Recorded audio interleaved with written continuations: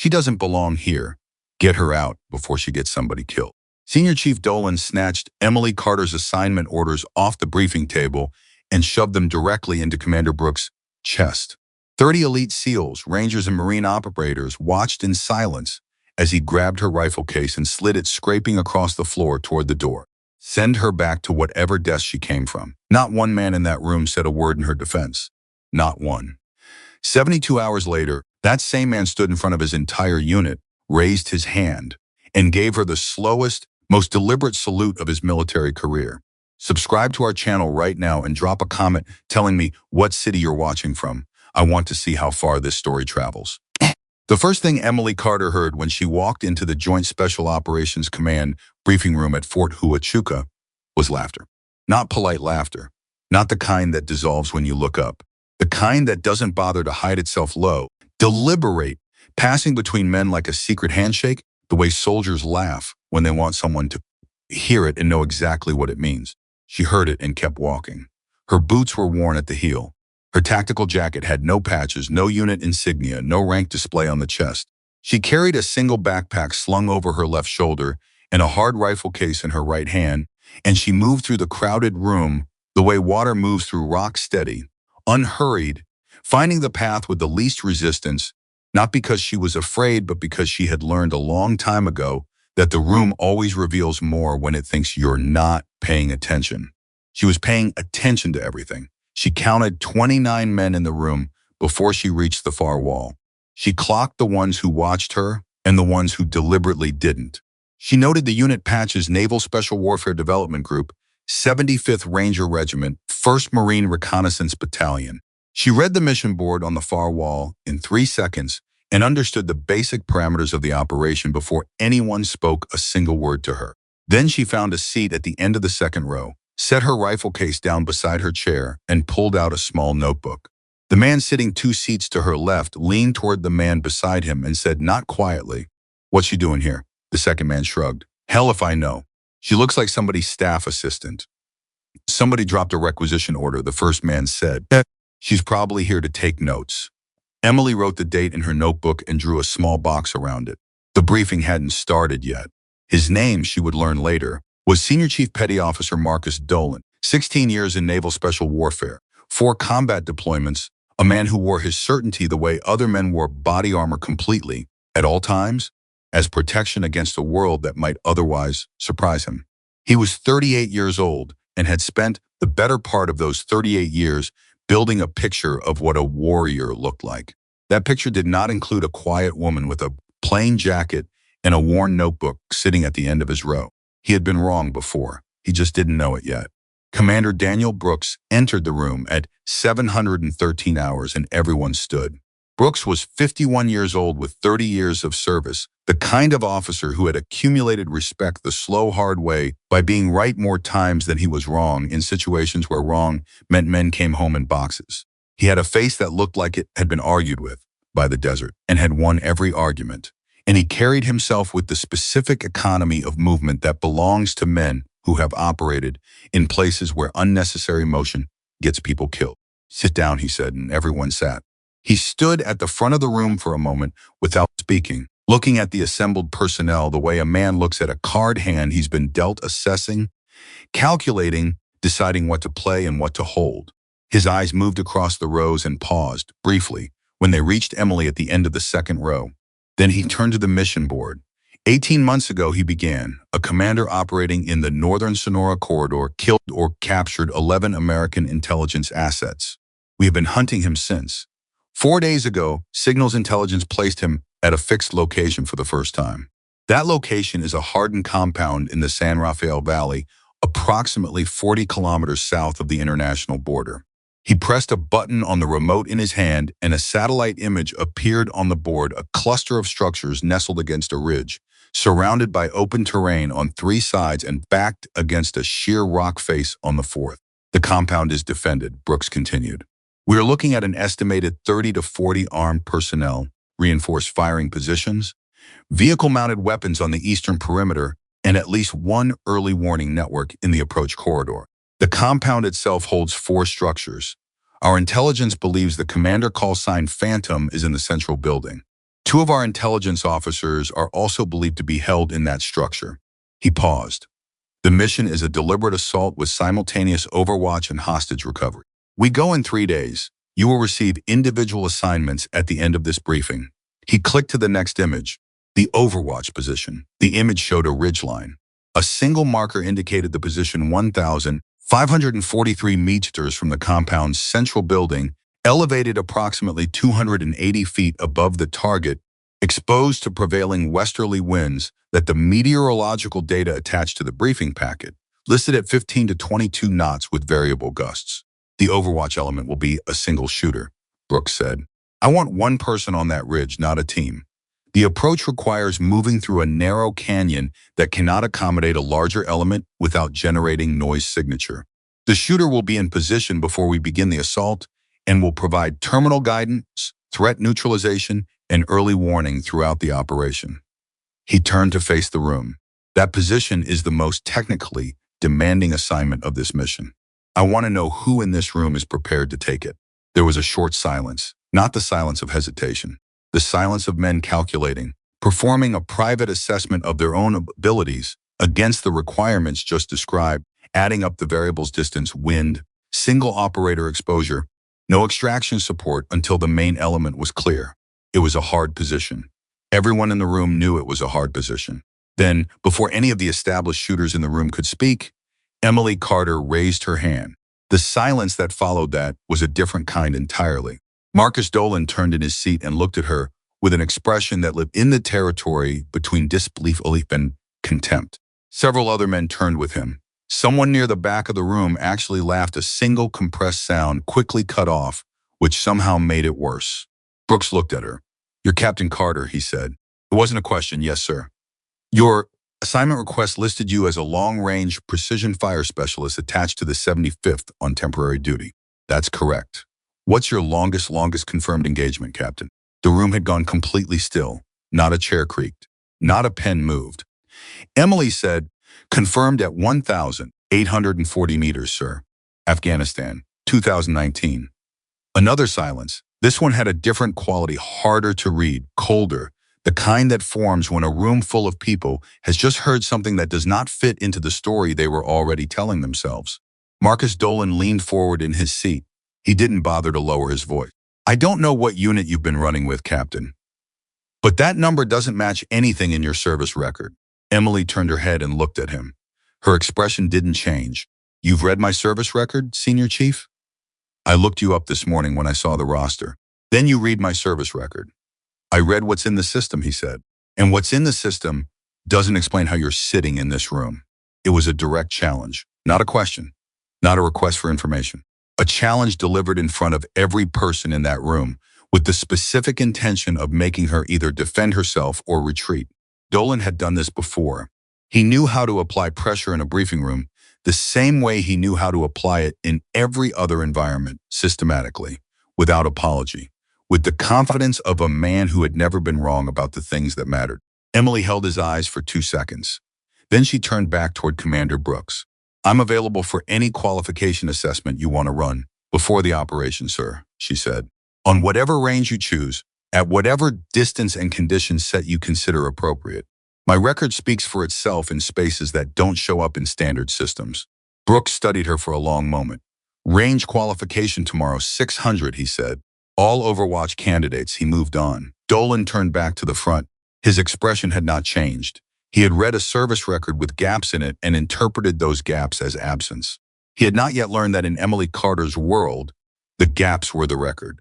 That everything that mattered, every mission, every confirmed kill, every impossible shot fired in impossible conditions to save people who would never know her name, all of it existed in classification levels that didn't appear in any database Dolan had access to. He didn't know that. He found out later. After the briefing, the room fractured into the standard post-brief clusters, unit groups pulling together, team leaders circulating, the organizational choreography of men who had worked together before moving back into familiar patterns. Emily was outside those patterns. She stood apart not because she was excluded, no one had formally excluded her, but because she occupied a category that none of the established social architecture of that room had accounted for. She walked to the mission board and studied the satellite imagery at close range. Her eyes moving across the terrain features the way a physician's hands move across an unfamiliar injury methodically, comprehensively, pressing at the places most likely to hold hidden information. She was studying the canyon approach to the Overwatch Ridge when she heard footsteps stop behind her. "You shouldn't have raised your hand." She turned. The speaker was a young Ranger lieutenant, early 30s, with the kind of face that still showed the outline of the person he'd been before the military finished shaping him. He wasn't being cruel. His voice carried something more complicated, a genuine, uncomfortable concern, the kind that sometimes disguises itself as advice. "Why is that?" she asked. "Because now they're going to set you up to fail," he said. "Dolan's going to run the range qualification like a performance review. He's already talking to Brooks. You're going to be out there in front of everyone, and if you don't put every round exactly where it needs to go."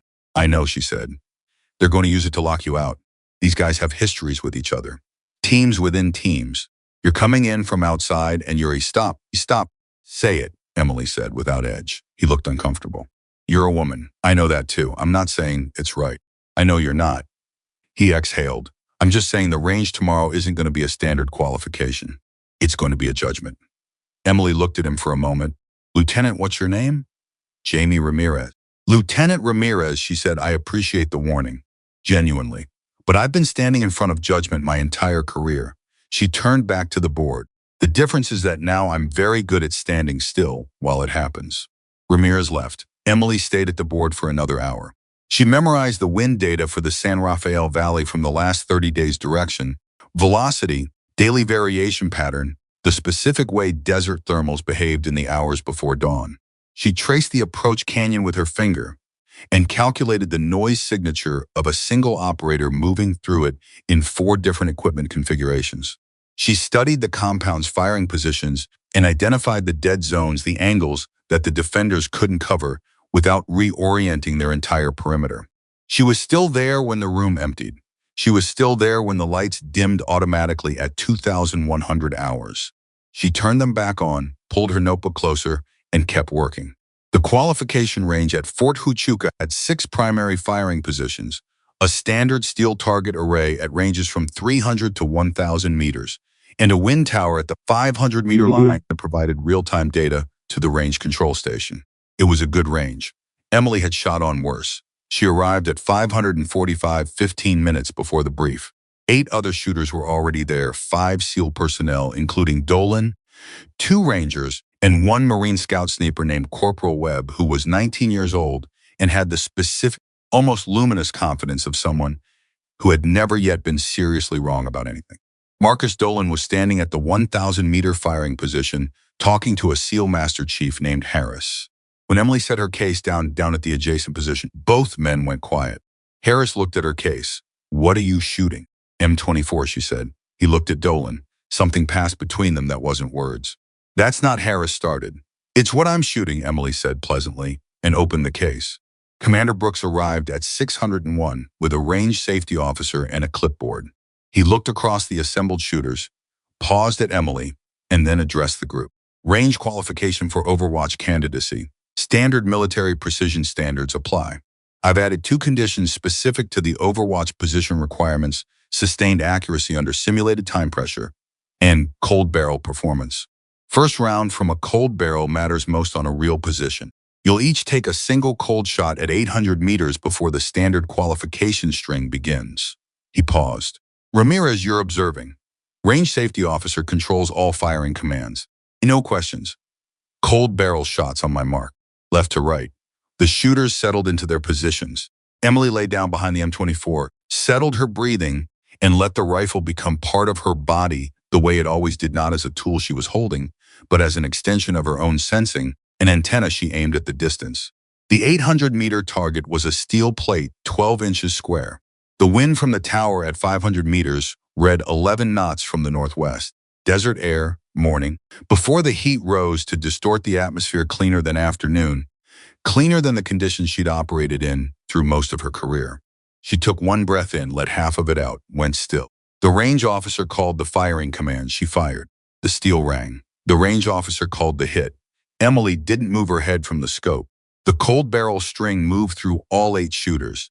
6 misses. Emily and Dolan had both connected. Harris had missed his round, struck just outside the plate's right edge, a judgment error on wind adjustment that the 500-meter tower reading had set him up because the actual wind at 800 meters was running 2 knots heavier with a slight southward component, a detail visible in the way the grass at the far end of the range was moving, if you knew what you were looking at. Standard qualification string, Brooks called. 8 rounds, distances from 400 to 1,000 meters. Firing on range officer's command. The string ran for 22 minutes. Emily shot it in the same state she always occupied on a range, a specific kind of stillness that wasn't absence, but the opposite, total presence, with every extraneous function suspended. She heard Dolan firing 3 positions to her left, and heard the quality of his shots. He was a strong shooter, disciplined, technically correct, and she also heard the small sound his breathing made as the distances increased, a fractional, almost invisible tension that entered his timing as the targets got harder and the pressure of the moment accumulated. She didn't judge it. She recognized it. She just didn't have it. When the strings were complete and the range officer moved through to collect scoring, Brooks stood at the firing line with his clipboard and didn't speak for a moment. He looked at the targets. Then he looked at Emily's lane specifically, for longer than he looked at the others. He said nothing. The scoring officer handed him the results sheet. Brooks read it, then he read it again. He walked to Emily's firing position and looked at the scorecard. 8 shots, 8 center mass hits. The last 3 at 800, 900, and 1,000 meters were clustered on the target card in a grouping so tight that, at first glance, it could have been 3 shots fired at 300 meters. Brooks looked up from the card and found Emily standing a few feet away, her rifle back in its case, waiting. "How long have you been shooting?" he asked. "Competitively since I was 9. Professionally 17 years. He looked at the card again. "Your service record has a lot of gaps in it, Captain." "Yes, sir. You want to explain that?" "No, sir. But I can give you a contact at the Special Activity Center who can explain it for me. He's expecting your call." Brooks was quiet for a moment. Then he said, "Who briefed you that you'd be here?" "Director Holloway." Another silence. The name landed in the air between them like a stone dropped into water, not loud but with weight, the kind of weight that spreads outward in slow rings.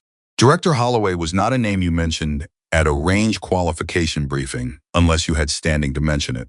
Brooks nodded once, slowly. The expression on his face shifted, not dramatically, not the Hollywood version of a man suddenly understanding something, just a small private recalibration, the kind that happens when a piece of information changes the shape of everything around it. "The overwatch position is yours, Captain Carter," he said. Marcus Dolan, standing 4 feet away, heard every word. He didn't speak, but the line of his jaw changed, the muscles setting, the small visible recalibration of a man who has been wrong in front of witnesses and is working out what to do with it. He looked at Emily. She looked back. "You shoot well," he said. His voice was careful, precise. The voice of a man selecting his words with awareness that the ground has shifted under his feet, and he is not yet certain where it is solid. "Thank you, Senior Chief," she said. "That's not all this job is." "No," she agreed. "It isn't." He studied her for a moment longer. Then he picked up his own rifle case and walked away. Lieutenant Ramirez appeared at Emily's shoulder. He looked at the scoring card that the range officer was collecting. He looked at Emily. He opened his mouth. "Don't say it," she said. "I was just going to say. I know what you were going to say. That was about the most precise shooting I have ever personally witnessed on a qualification range." Emily picked up her backpack. "Now who's being generous?" "I'm being accurate," Ramirez said. He was smiling now, a genuine, slightly dazed smile of someone who has just watched something he'll still be telling people about in 20 years. "What was your group at 1,000? The range officer's eyes went wide. 2.3 inches. Ramirez stared at her. "At 1,000. With an M24, with a stock M24, she says. "No modification." He watched her walk away. Then he looked back at the target card, which the range officer was now mounting in the collection sleeve, with the careful handling of a man who thinks he is holding something historically significant. He might have been right. That evening, in the operations planning cell, Emily Carter sat across a folding table from Commander Brooks and 2 of his team leaders, and went through the Overwatch plan in detail: entry route, position selection, communications protocol, target prioritization matrix, contingency triggers for breaking position. Brooks ran through it methodically, asking questions at each phase, and Emily answered each one without notes. She knew the terrain data because she had spent the previous night memorizing it. She knew the compound layout because she had cross-referenced the satellite imagery against the elevation data against historical weather patterns for that corridor. She knew things about the approach canyon that weren't in the briefing package because she had found them in two separate intelligence reports that had been attached to the original mission brief as appendices, and that she suspected most people in the room hadn't read. One of the team leaders, a SEAL chief named Ortega, leaned forward at one point and said, "You're talking about a hold position that's completely exposed on the north face. If they sweep the ridge line during the approach, they will sweep the ridge line," Emily said, "between 200 and 300, based on the patrol patterns in the surveillance data. The sweep uses thermal equipment, but it's handheld, not mounted, which means the effective range is reduced to approximately 600 meters. My position is 800 meters back from the ridge crest with a thermal suppression element. I'll be invisible to their sweep." Ortega looked at Brooks.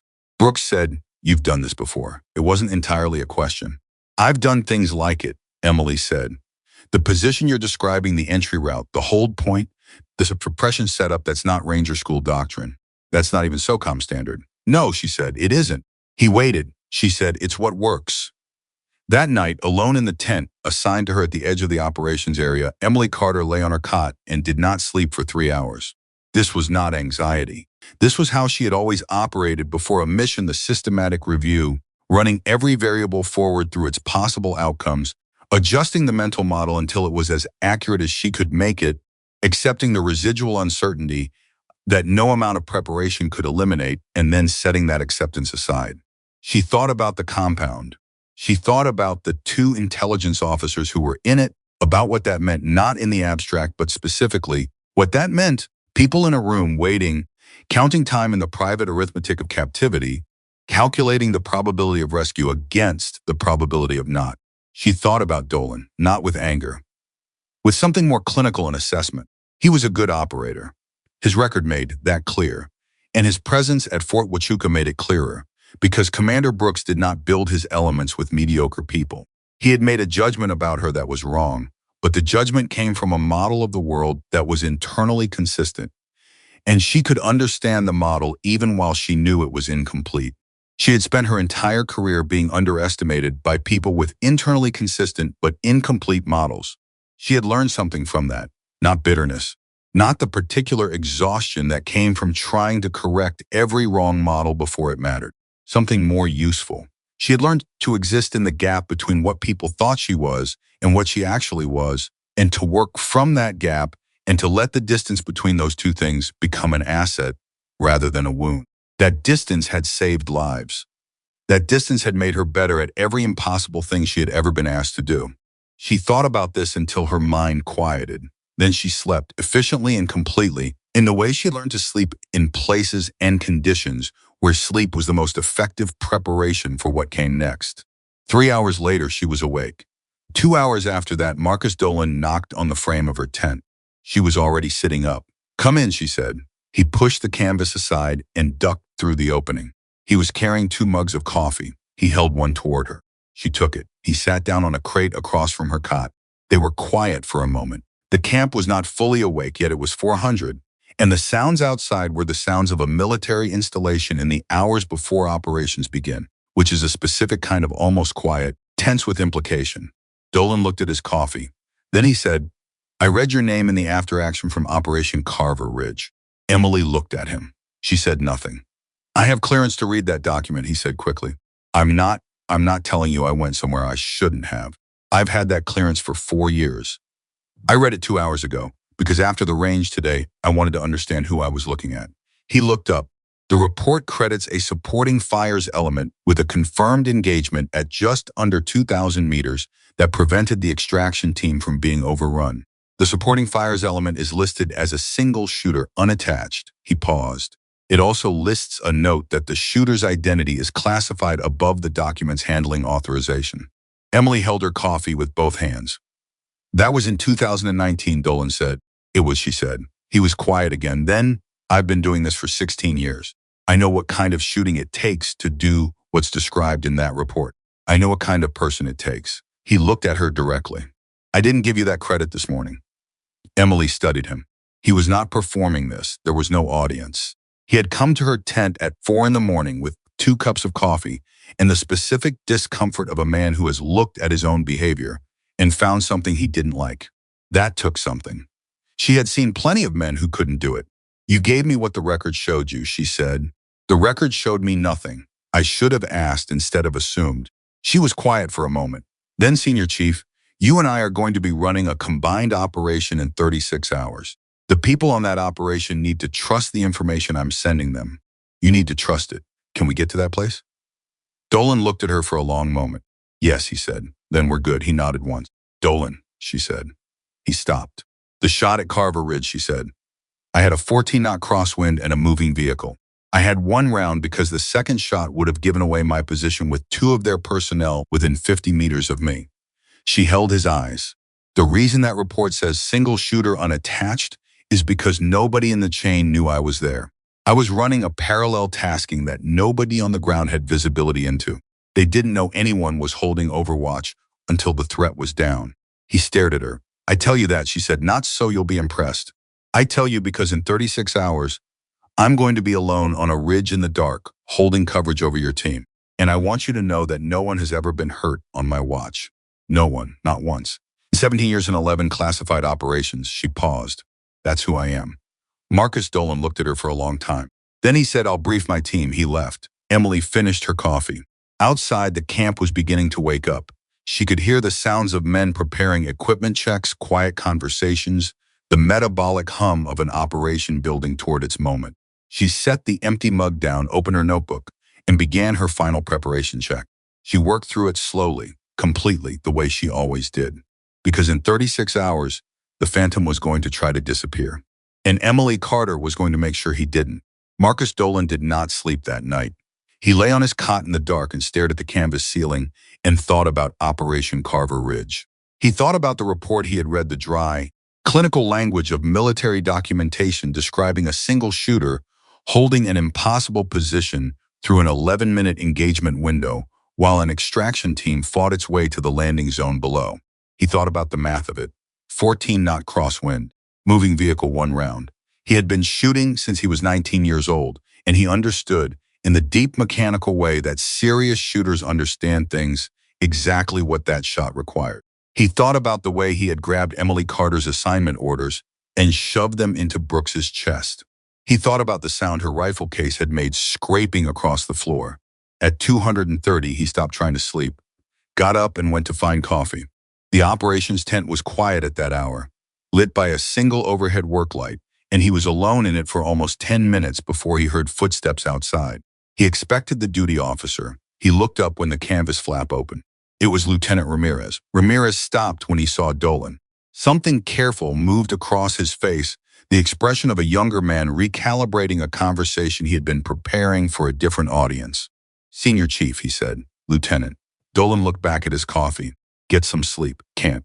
Ramirez poured himself a cup and stood on the opposite side of the folding table. He was quiet for a moment. Then you read her file. Dolan looked up. Word travels fast. Small Camp Ramirez wrapped both hands around his mug. She told me, actually, this afternoon when I warned her about the range. She said you'd read whatever was in the standard system and decided that was the whole picture. Dolan said nothing. Was she right? The silence stretched. Outside, the desert made its nighttime sounds, wind moving through dry brush, something small crossing the gravel between tents. Dolan turned his coffee mug in a slow circle on the table surface. Yeah, he said. She was right. Ramirez nodded slowly. He didn't press it. He had enough sense to understand that what had just happened was not a small thing for a man like Dolan, 16 years of certainty reconsidering itself at a folding table at 230 in the Arizona desert. She's going to hold that ridge, Ramirez said. Whatever you thought this morning, she's going to be up there alone in the dark, and your team is going to be depending on every word that comes through that radio. I know that. Do you trust her? Dolan looked at him for a long moment. I'm working on it, he said. It was the most honest thing Marcus Dolan had said out loud in a long time. By 400, he was standing outside her tent with 2 cups of coffee, working out what he was going to say. By the time she said, come in, and he ducked through the opening, he had decided to stop working it out and just say the truth. He told her about Carver Ridge. He told her he'd had the clearance for 4 years and had pulled the document 2 hours after the range and read it 3 times. He told her what he understood about the shot, about what it required. He told her he hadn't given her that credit when it mattered. She listened. She didn't accept the apology performatively, didn't make it easy or hard. She just listened, and then she said, "The record showed you what it showed you," and asked him whether they could get to trust before the operation. He said yes. She said, "Then we're good." And then she told him something that wasn't in any report, in any system, at any classification level he could access. She told him about the parallel tasking, the unattached position, the 14-knot crosswind, and the single available round, and the 2 enemy personnel within 50 meters of her location. She told him that nobody on the ground had known she was there until the threat was already down. She said, "No one has ever been hurt on my watch. Not once." In 17 years and 11 classified operations, Dolan left her tent at 420 and walked back through the quiet camp to his team's area. He woke his assault element lead, Chief Petty Officer Torres, with a hand on the shoulder and a look that Torres had learned over 6 years of working together meant this is important and we are not doing it late. Torres sat up. "What happened?" "Brief change," Dolan said. "Carter's Overwatch. I want the team to understand what that means." Torres looked at him. "We know what Overwatch." No, Dolan sat down on the edge of Torres' cot. "I want them to understand who she is, what she's done. I want them going into that compound tomorrow night, knowing that the person on the ridge has a record that most people in this building aren't cleared to read." He paused, "Including me until 2 hours ago." Torres was quiet for a moment. "You want to brief the team on a classified record. I want to brief the team on what I can tell them, which is enough." Dolan looked at him steadily. "She's held Overwatch on 11 operations. 11, nobody hurt on her watch, not once." Torres studied his face. "You went in there thinking she was going to be a liability." "I know what I thought." Dolan picked up his coffee. "Now I'm going to make sure my team trusts the radio. Whatever it costs me to make that happen, I'm going to make it happen. Because she's going to be up there alone, and we're going to be inside that compound, and I am not going to have my people second-guessing her calls because of something I did in a briefing room yesterday morning." Torres was quiet for a long moment. Then he said, "All right, Senior Chief. Team brief at 600, Dolan said, after the morning comm check." He left Torres and walked back to his own cot. And this time he slept not long, but completely in the efficient way of a man who has resolved something that was keeping him awake. The operation was in 32 hours. There was work to do. The 600 team brief happened in the vehicle bay on the east side of the operations area. The SEAL assault element arranged in a rough semicircle around Dolan with their coffee and their own private calculations running behind their eyes. 7 operators, every one of them experienced. Every one of them had heard something about the range qualification. The details had moved through the camp the way details always move through small, high-stakes communities, accelerated by proximity and the specific appetite that elite units have for information that changes their picture of a situation.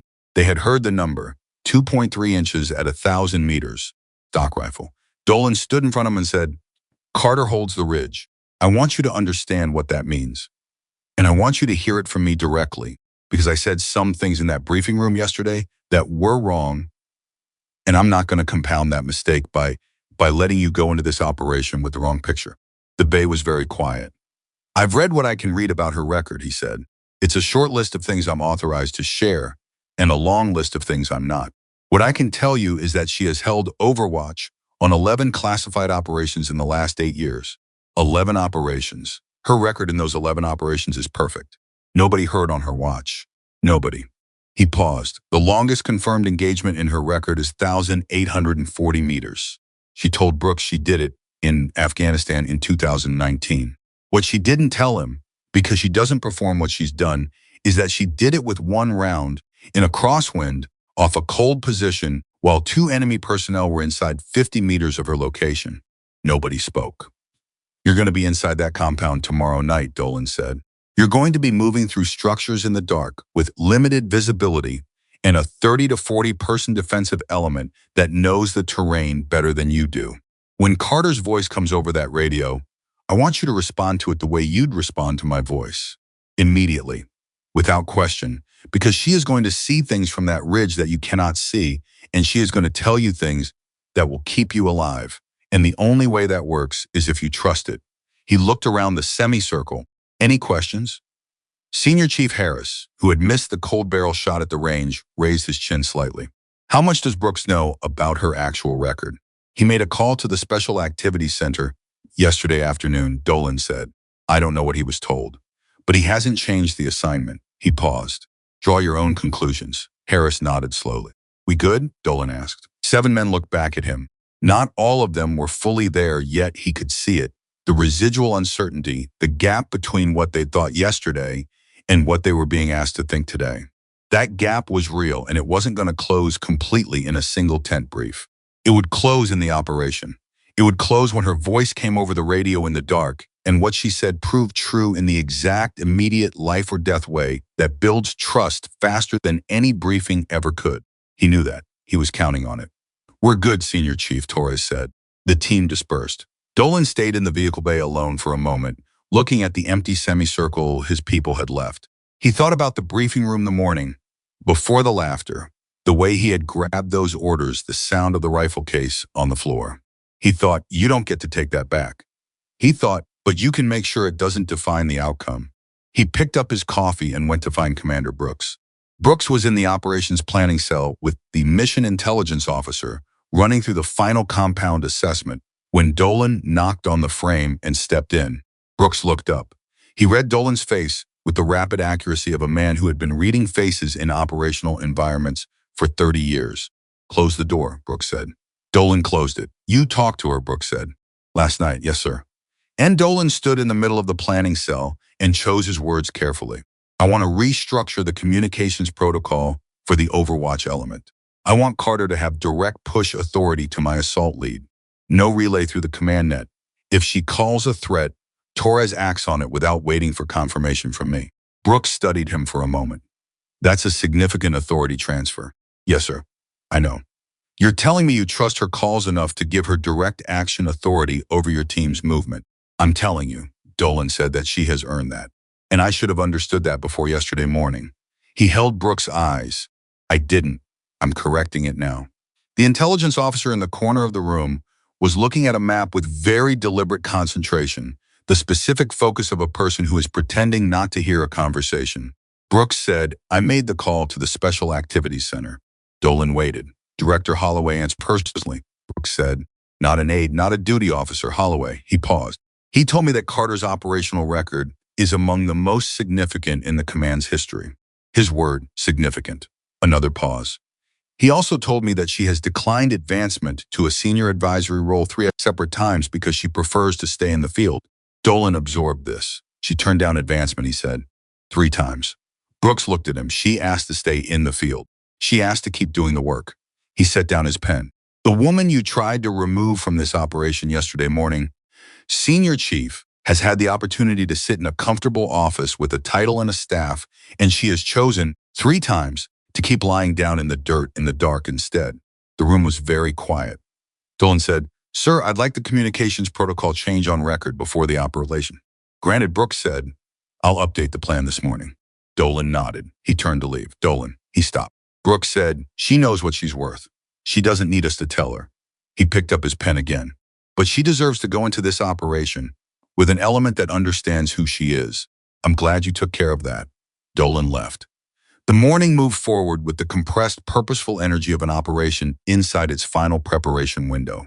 Equipment checks, communications verification, rehearsal runs through the compound mock-up that the engineers had laid out in the vehicle yard. Medical brief, rules of engagement review. The 100 small and essential tasks that transform a plan on paper into people prepared to execute it in the real, uncooperative, chaotic world. Emily moved through all of it with the same quality she carried everywhere present, quiet, complete. She ran her equipment check alone and then submitted to a secondary check by the unit armorer without being asked, which earned her a look of mild surprise from the armorer and then a nod of professional approval. She sat through the compound rehearsal and said nothing until Torres ran the 3rd iteration and made a small error in the sequencing of the central structure breach, entering from the south door before clearing the connecting corridor, which in the actual compound would expose the breach team to a dead ground firing position, the satellite imagery showed on the northwest interior corner. She waited until the rehearsal ended. Then she said, Torres. He looked at her. The connecting corridor, she said. You're clearing south entry before you clear the corridor junction. On the real target, there's a blind corner at the northwest interior that your imagery shows as potential overhead cover. If someone is using that position, entering south before that corner is clear, puts your two-man at exposure. Torres looked at the compound mock-up. He walked the route again in his head. Then he said, "You're right." He adjusted the sequence. He ran it again. The third time through, it was clean. He didn't say thank you. He just nodded at her with the specific respect that operators give each other when someone catches a mistake that matters. It was a different kind of acknowledgement than anything that had happened in the briefing room the day before. It was operational respect, earned in the language of the work itself, and it landed differently than any apology could have. Emily noted it and moved on. At 1,400 hours, she requested a final meteorological brief from the weather officer. She sat across from Specialist Chen, who was 24 years old and visibly intimidated by the concentrated attention Emily brought to the briefing, and she asked questions about the San Rafael Valley weather patterns that went significantly beyond the standard shooter's brief thermal inversion timing, specific humidity gradient at the ridge elevation, the historical relationship between nighttime temperature drop and crosswind behavior in that particular canyon corridor. Chen answered everything she asked. Halfway through, he stopped being intimidated and started being genuinely engaged, the way people get when they encounter someone who is asking real questions about their area of expertise. "The one thing I can't give you with confidence," Chen said, at the end, "is the behavior of the wind at your exact position. The ridge runs northwest-southeast, and the prevailing flow is from the west-southwest. At your elevation, depending on the exact topography of the ridge crest, you could get channeling in that either amplifies or suppresses the main flow. I don't have granular enough terrain data to model it precisely." "I know," Emily said. "I'll read it when I'm there." Chen looked at her for a moment. "How do you read it in the dark?" "Same way you read anything in the dark," she said. "You pay attention to everything around you until you understand what the thing itself is doing." She left Chen with something to think about. At 1,600, Commander Brooks called a final command brief for all element leaders. Emily sat at the same table as Dolan Torres, the Ranger element leader, and the Marine Reconnaissance Team Chief.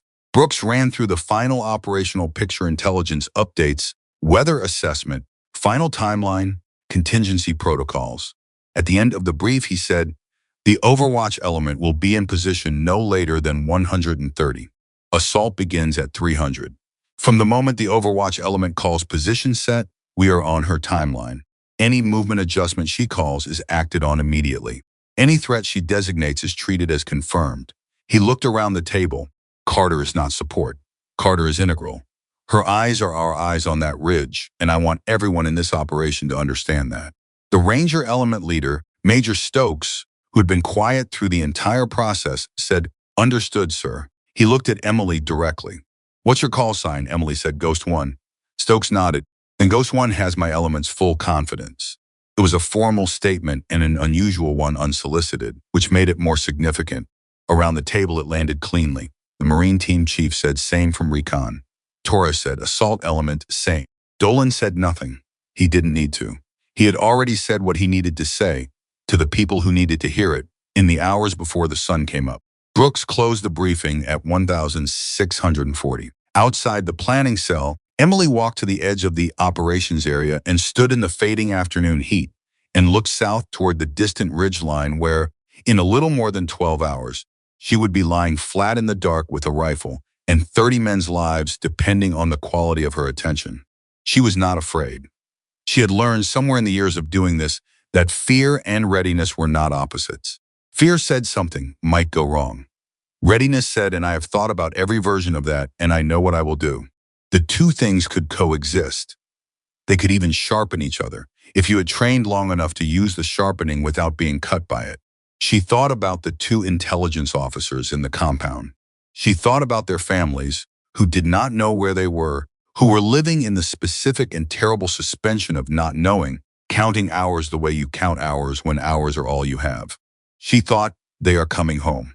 She thought it the way she thought everything important, not as a hope but as a statement of intention, a thing she was making true by the quality of her preparation, by the years behind her that had built her into the specific instrument that this specific moment required.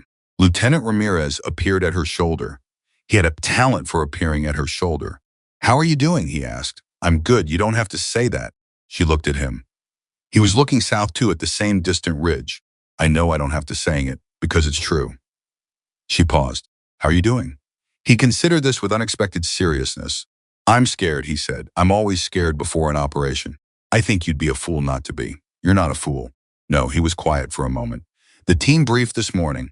Dolan told us about your record." "I know. He told us about the shot. Carver Ridge, I know."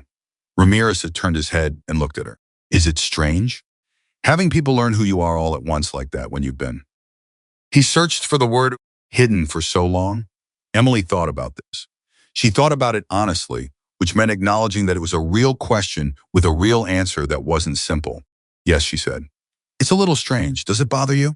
"Not the way you might think." She looked at the ridge. "I've spent a long time in the gap between what people assumed about me and what I actually am." It became its own kind of protection. Nobody underestimates a threat they can see clearly. She paused. "But there's another side of it. When you operate hidden long enough, you start to wonder if the work itself is enough, if it matters that the people you protected never know it was you." Ramirez said, "Does it matter?" Emily was quiet for a long moment. "The people in that compound," she said finally. "The two intelligence officers. If I do my job tomorrow night, they go home. They sit at their kitchen tables and drink their coffee and see their kids, and they don't know my name. They don't know I was on a ridge 400 kilometers away, making decisions that kept them breathing." She turned and looked at Ramirez.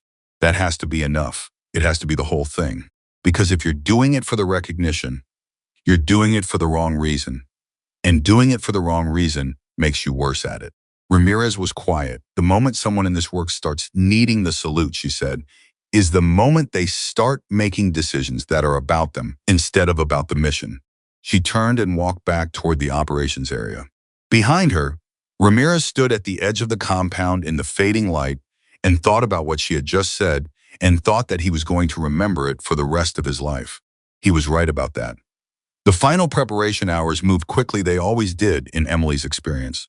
Time compressed as an operation approached its execution window, the way everything compresses at the end of a long calculation when all the variables have been resolved and only the answer remains.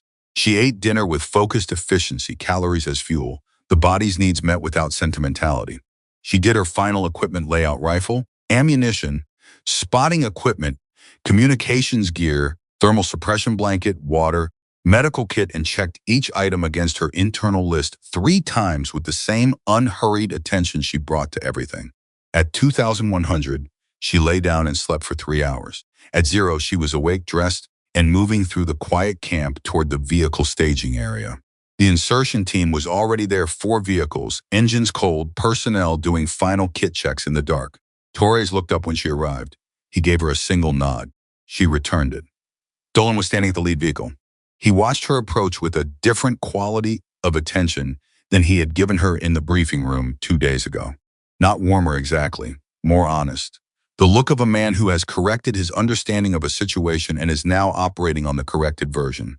"You ready?" he said. "I'm ready." "My team is on your voice," he said. "Whatever you call, they act." "No hesitating," she said. "I heard about the brief." He held her eyes for a moment. "I should have asked instead of assumed. In that briefing room, I should have asked." Emily looked at him steadily. "Make sure your people come home, Dolan. That's how you make it right." He nodded once. She loaded into the second vehicle.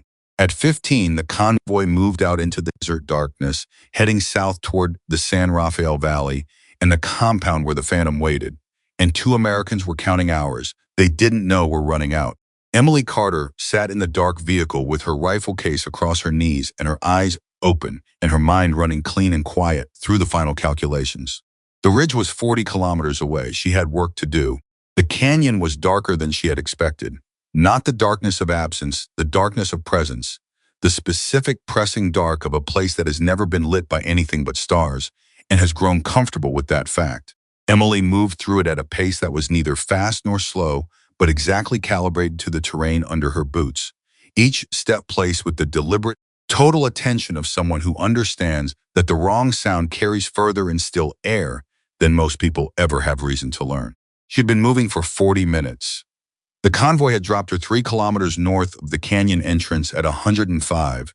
the vehicle rolling to a stop without headlights, Torres giving her a single look through the dark that carried everything a professional says to another professional before a hard thing begins. She had shouldered her pack, lifted her rifle case, and walked into the desert without looking back. Now she was inside the canyon, and the ridge was above her, and the compound was somewhere beyond it, and she was alone in the way that she had been alone on 11 previous operations, completely, deliberately, with full awareness of what that aloneness cost and what it bought. Her earpiece was live but silent. The assault element was holding at the staging point, 4 kilometers east, waiting for her position set call. Until she made that call, nothing moved. 30 men were waiting on her voice.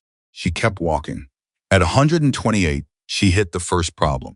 The approach route she had planned from the satellite imagery assumed a navigable path along the eastern wall of the canyon for the final 400 meters before the ridge climb began.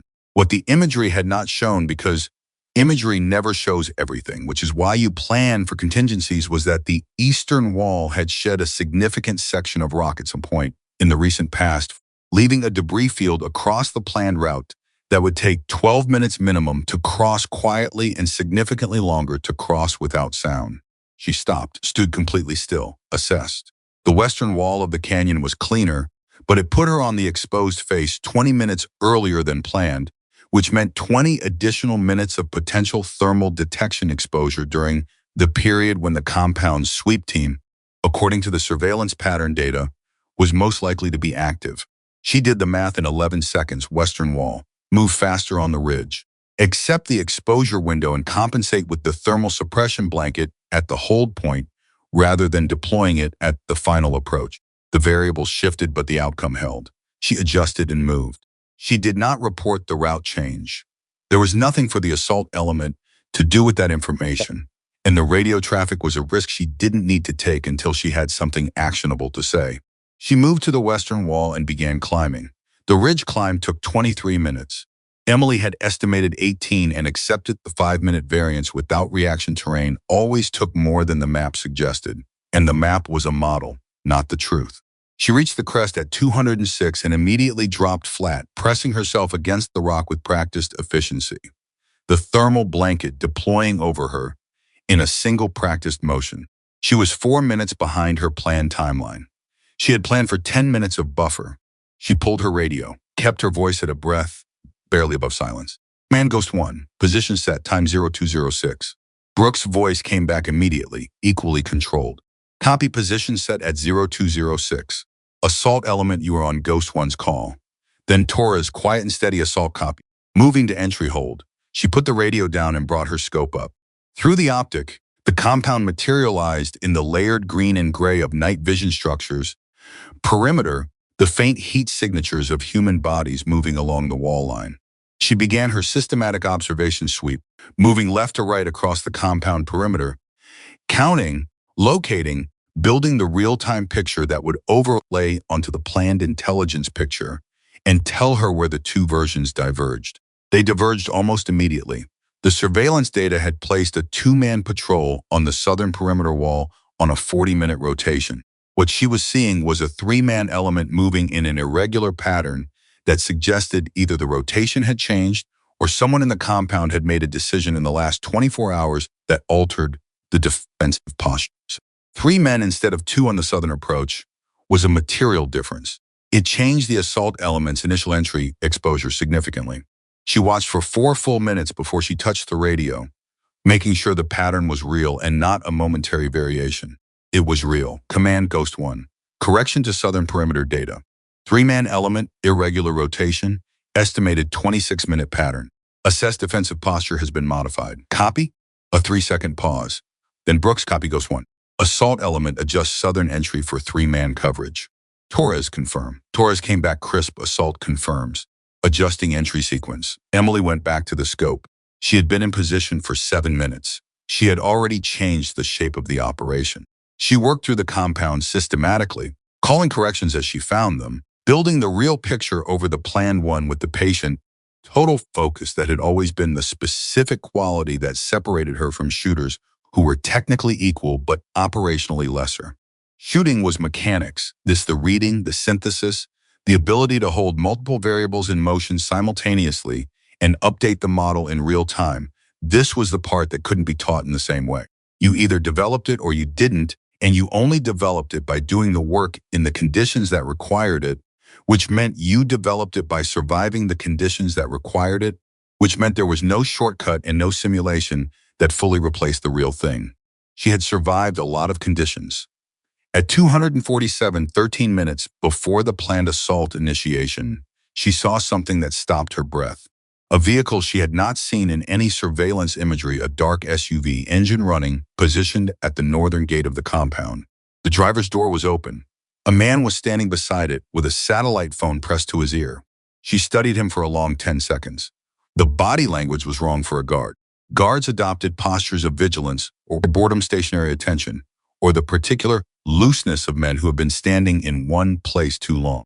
This man was moving, short, agitated steps, his free hand cutting the air in the gestures of someone managing a crisis on the other end of the line. This man was preparing to leave. She understood in a rush of cold clarity the Phantom had been tipped. Not fully. If he had complete information, he would already be gone, and the compound would be going dark. But something had reached him, some fragment of warning, enough to make him consider movement. She was watching him decide whether to run. Command Ghost 1. Urgent. Single vehicle, northern gate, engine running. Adult male, satellite phone preparing possible egress. Assess Phantom may have partial warning.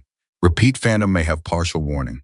The radio came back fast. Brooks's voice had a different quality now, the compression of a man managing a significant change without losing the thread. Copy, Ghost 1. Can you confirm identity? Emily studied the man through the scope. She had studied the Phantom's file photograph for 40 minutes in the planning cell. She had memorized the specific proportion of his features, the slight forward angle of his posture, the way his head sat on his shoulders. She watched. The man turned and the scope gave her his face. She felt the recognition hit her like a physical thing. I can confirm. It's him. Phantom is at the northern gate. He is going to move. You need to push the timeline right now. A beat the half second of a commander running the numbers. Assault element, execute. Execute now. Ghost 1, he does not leave that compound. Torres, assault moving. Emily said nothing. She was already working. The Phantom ended his phone call and looked toward the northern gate. He said something to the driver. The driver got back into the vehicle. Emily's hand settled on the rifle. This was not the shot. Not yet. The mission parameters required the Phantom alive for intelligence value. 2 years of work pointed at the information inside his head, and a dead commander was a closed book. She needed to stop the vehicle without killing the driver, and she needed the Phantom's instinct on hearing a shot to run back into the compound rather than out of it, meant she needed the shot to come from outside the northern perimeter, not from the ridge behind him. She needed a shot that redirected him without killing him.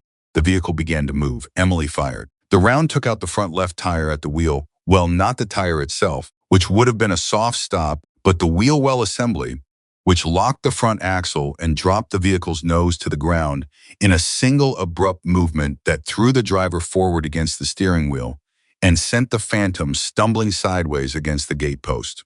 He scrambled upright and looked at the vehicle. He looked north, toward where the shot had come from. He turned and ran back into the compound. Command, Ghost 1. Vehicle neutralized. Phantom has returned to interior. Northern gate, moving fast. Brooks, copy. Assault element, Phantom is on foot inside, heading north-central. Adjust your priority. Torres, copy. We're through the south wall. The assault had begun. The next 11 minutes were the most demanding of Emily's professional life, and she had lived a life with no shortage of demanding minutes. The compound erupted in response to the assault, not the panicked dissolution of a unit that has completely surprised, but the organized violent response of a defensive element that had been partially warned and had prepared accordingly. Fighters moved to positions that weren't in the surveillance data. Lights came on in structures that were supposed to be dark. A vehicle-mounted weapon on the eastern perimeter that had been assessed as non-operational began to traverse. Emily worked. She called the vehicle weapon first, east perimeter, mounted gun, traversing south, threat to assault element right flank. Torres, can you take it? She was already calculating. The gunner was partially shielded by the vehicle's cab. She had a 70-degree angle from the ridge, not ideal, but workable. Taking it, she said. The shot was 1,380 meters. The wind had shifted. In the last 20 minutes, she had been tracking it. The way she tracked everything continuously, updating her dope in real time, and it was running northeast at 9 knots now instead of the westerly pattern from the planning data. She adjusted, fired. The gunner dropped. The weapon went silent. East gun is down, she said. She was already moving her scope. Torres, 2 fighters moving to the central building north entry. Coming from the vehicle bay. They're going to cut off your route to the target structure. Torres didn't ask for elaboration. He trusted the radio. Take them. 2 shots. 8 seconds apart. The distance was different on each because they were moving, and she was leading them, calculating their pace against the distance, firing into where they were going to be rather than where they were. The first shot was 1,290 meters. The second was 1,340. Both connected. North entry is clear, she said. Copy, Torres said, and his voice had changed. It had the specific, controlled intensity of a man moving through a structure in a firefight. Every word compressed to its minimum. Every breath counted. We're in the central building, taking fire from the upper level. Upper level has 2 fighters east room, Emily said. She had seen them move there 30 seconds ago and had been waiting for the assault element to make contact so she could call the position without creating confusion. East room, upper level, firing south-facing window. Copy. Ortega, east room, upper level. Go. Gunfire close and sharp through the radio. Then Ortega clear. Emily kept the scope moving. She was tracking 4 separate elements simultaneously: the assault team's progress through the central building, the remaining perimeter fighters who were repositioning in response to the breach, the northern gate where the disabled vehicle sat, and the interior of the compound's northeast corner where she had last seen the Phantom moving. She found him. He was in the northeast corner, moving fast along the interior wall toward a structure she had identified in the planning phase as a secondary egress point, a basement-level exit that opened into a drainage channel running east under the perimeter wall. The surveillance data had flagged it as a possible escape route. The operational plan had assigned a blocking element from the Ranger unit to cover it. But the Ranger element was 30 seconds behind their adjusted timeline because the southern approach had been modified for the 3-man patrol, and 30 seconds was enough. Command Ghost 1. Phantom is moving to the northeast drainage exit. He knows about it. Ranger blocking element may not be in position. He's going to try to run it. Brooks, Stokes, what's your status? Stokes, the Ranger major, breathing hard, 40 seconds from the blocking position. We got hung up on the south wall, 40 seconds. Emily looked at the drainage exit. She looked at the Phantom. She calculated the distance, the angle, the precise moment he would reach the exit point, and the precise geometry of the blocking shot, not lethal, not to the body, but to the ground directly in front of him at close enough range to stop forward movement and signal that the route was covered. She had done this before. She knew the math. Command. Ghost 1. I can hold him at the exit. Warning shot, close approach. He stops or I escalate to wounding your call. A beat. Brooks, do it. She fired. The round struck the concrete 3 feet in front of the Phantom's next step, and the fragment pattern from the impact caught him across the lower legs, not penetrating, not wounding in any meaningful sense. But the sudden violent impact of a high-velocity round hitting hard surface at close range was a physical shock that stopped forward movement as effectively as a wall. He dropped flat. He did not get up. Phantom is down at the northeast exit, Emily said. He's not hit. He's contained. Stokes, he's on the ground 30 meters from the drainage channel entrance. Stokes, we're there. We have him. I have visual on Phantom. He is contained. Through the scope, Emily watched 2 Rangers materialize from the dark and move to the Phantom with the efficient, practiced movements of men who have secured resistant subjects before. She watched them pull him to his feet and secure his hands, and she felt, in that moment, the specific release of tension that she had learned over 17 years to accept without performance quietly, internally, like a breath let out after a long hold. But she was not done. She moved the scope back to the central building. Torres status. Torres, second level clear. Moving to basement. We're looking for the intelligence officers. Copy. You have 1 fighter unaccounted for on the ground level. Last seen moving toward the east stairwell. Could be below you. Copy, pause. Then sharp contact, basement stairwell. 1 fighter, a burst of gunfire, short controlled. Then Ortega clear. Then Torres, and his voice had a different quality, now compressed, but with something underneath it, the sound of a man who has just found what he came for. We have them.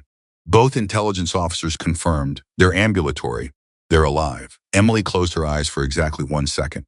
Then she opened them and went back to work because the perimeter was not yet fully clear and the operation was not over until everyone was out.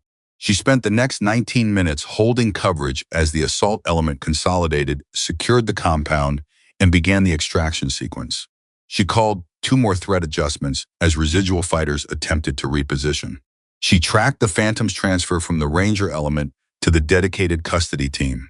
She watched the 2 intelligence officers walk out of the central building under their own power, supported by Torres' men, and she noted the way they moved unsteady, depleted, but functional, and she felt the particular quiet satisfaction of a mission parameter fulfilled. At 341, Torres came over the radio and said, "Ghost 1, assault element is consolidated and ready for extraction. Compound is secure. You are cleared to break position." "Copy," Emily said. "Breaking position." She pulled the thermal blanket in a single practice motion, broke down her spotting equipment, secured her rifle, and began moving back down the ridge. She was tired in the specific deep way that comes not from physical exertion alone, but from the sustained total expenditure of attention over a high-stakes period.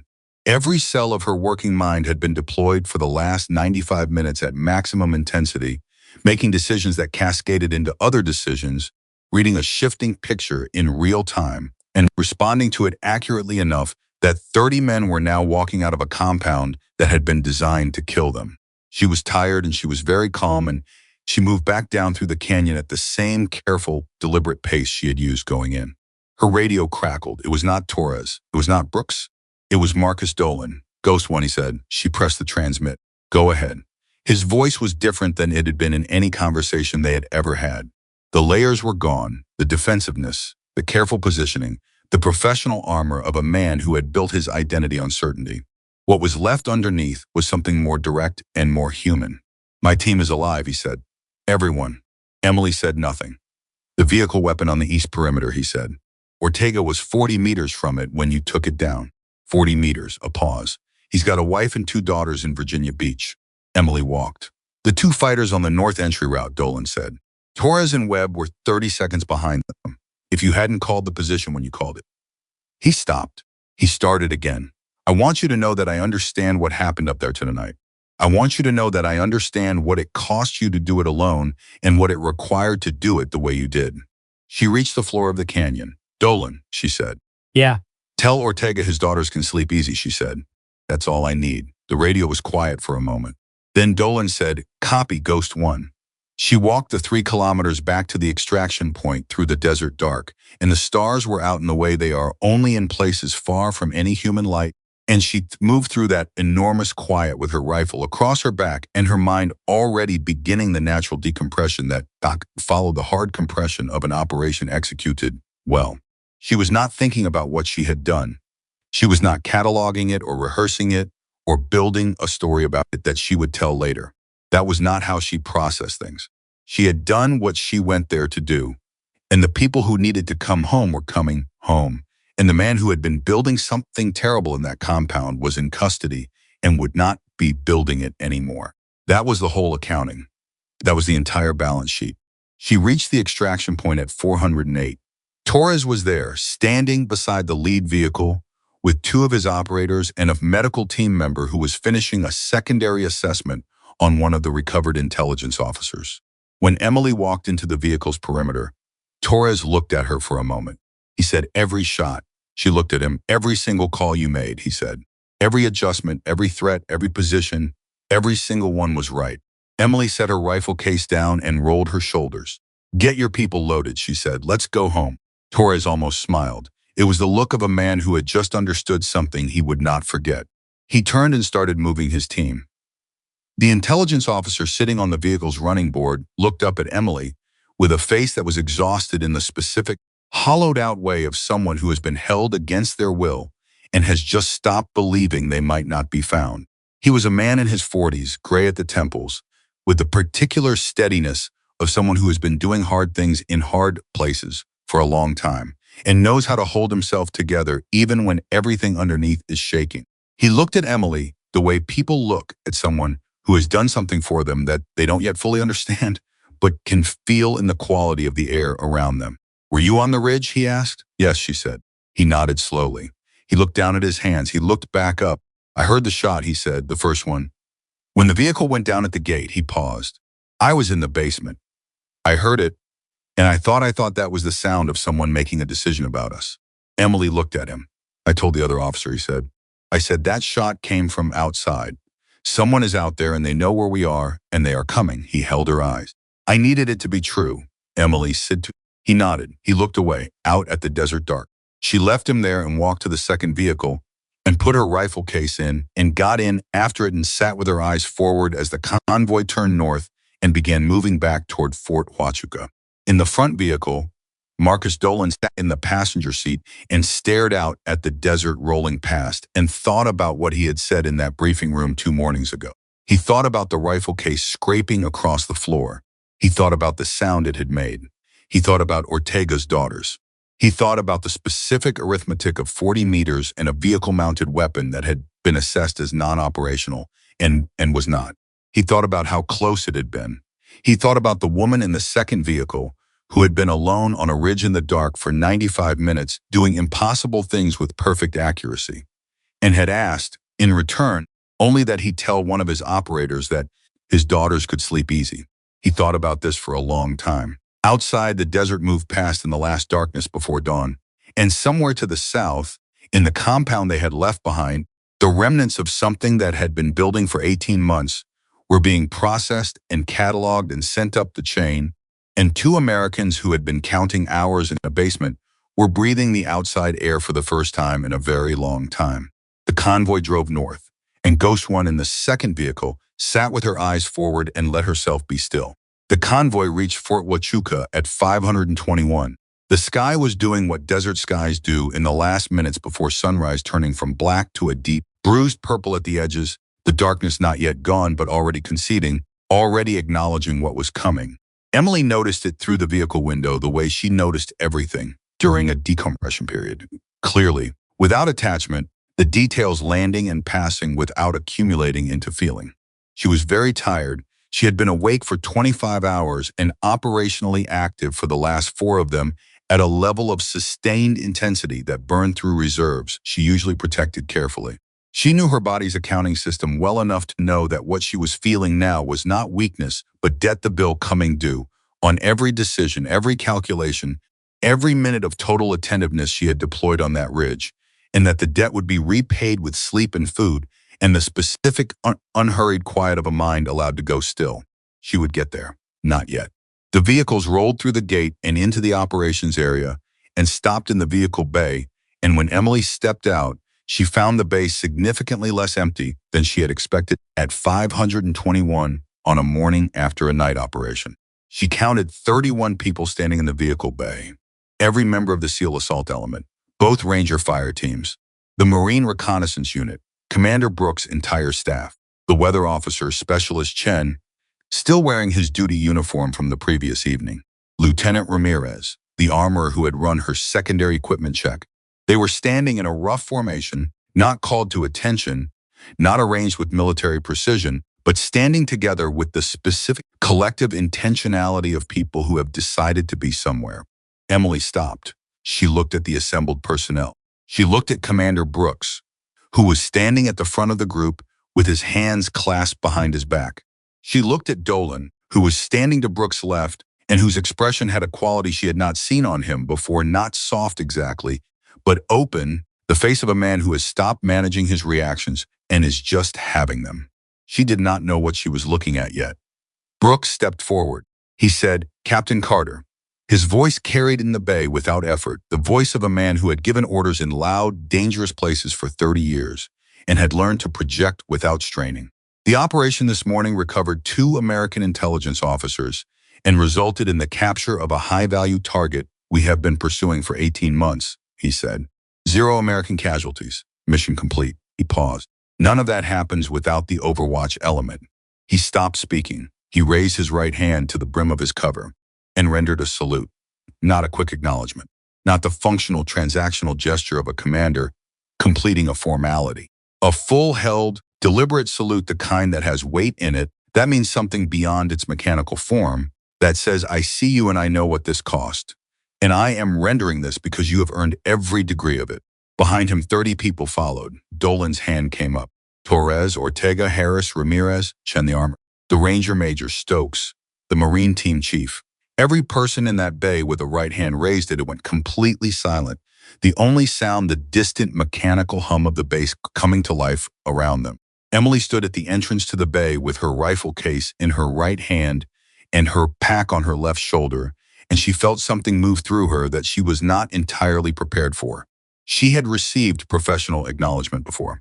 She had received mission commendations in classified formats that went into files nobody read, and she had received the quiet operational nod of commanders who understood what she had done even when they couldn't say it in any public way.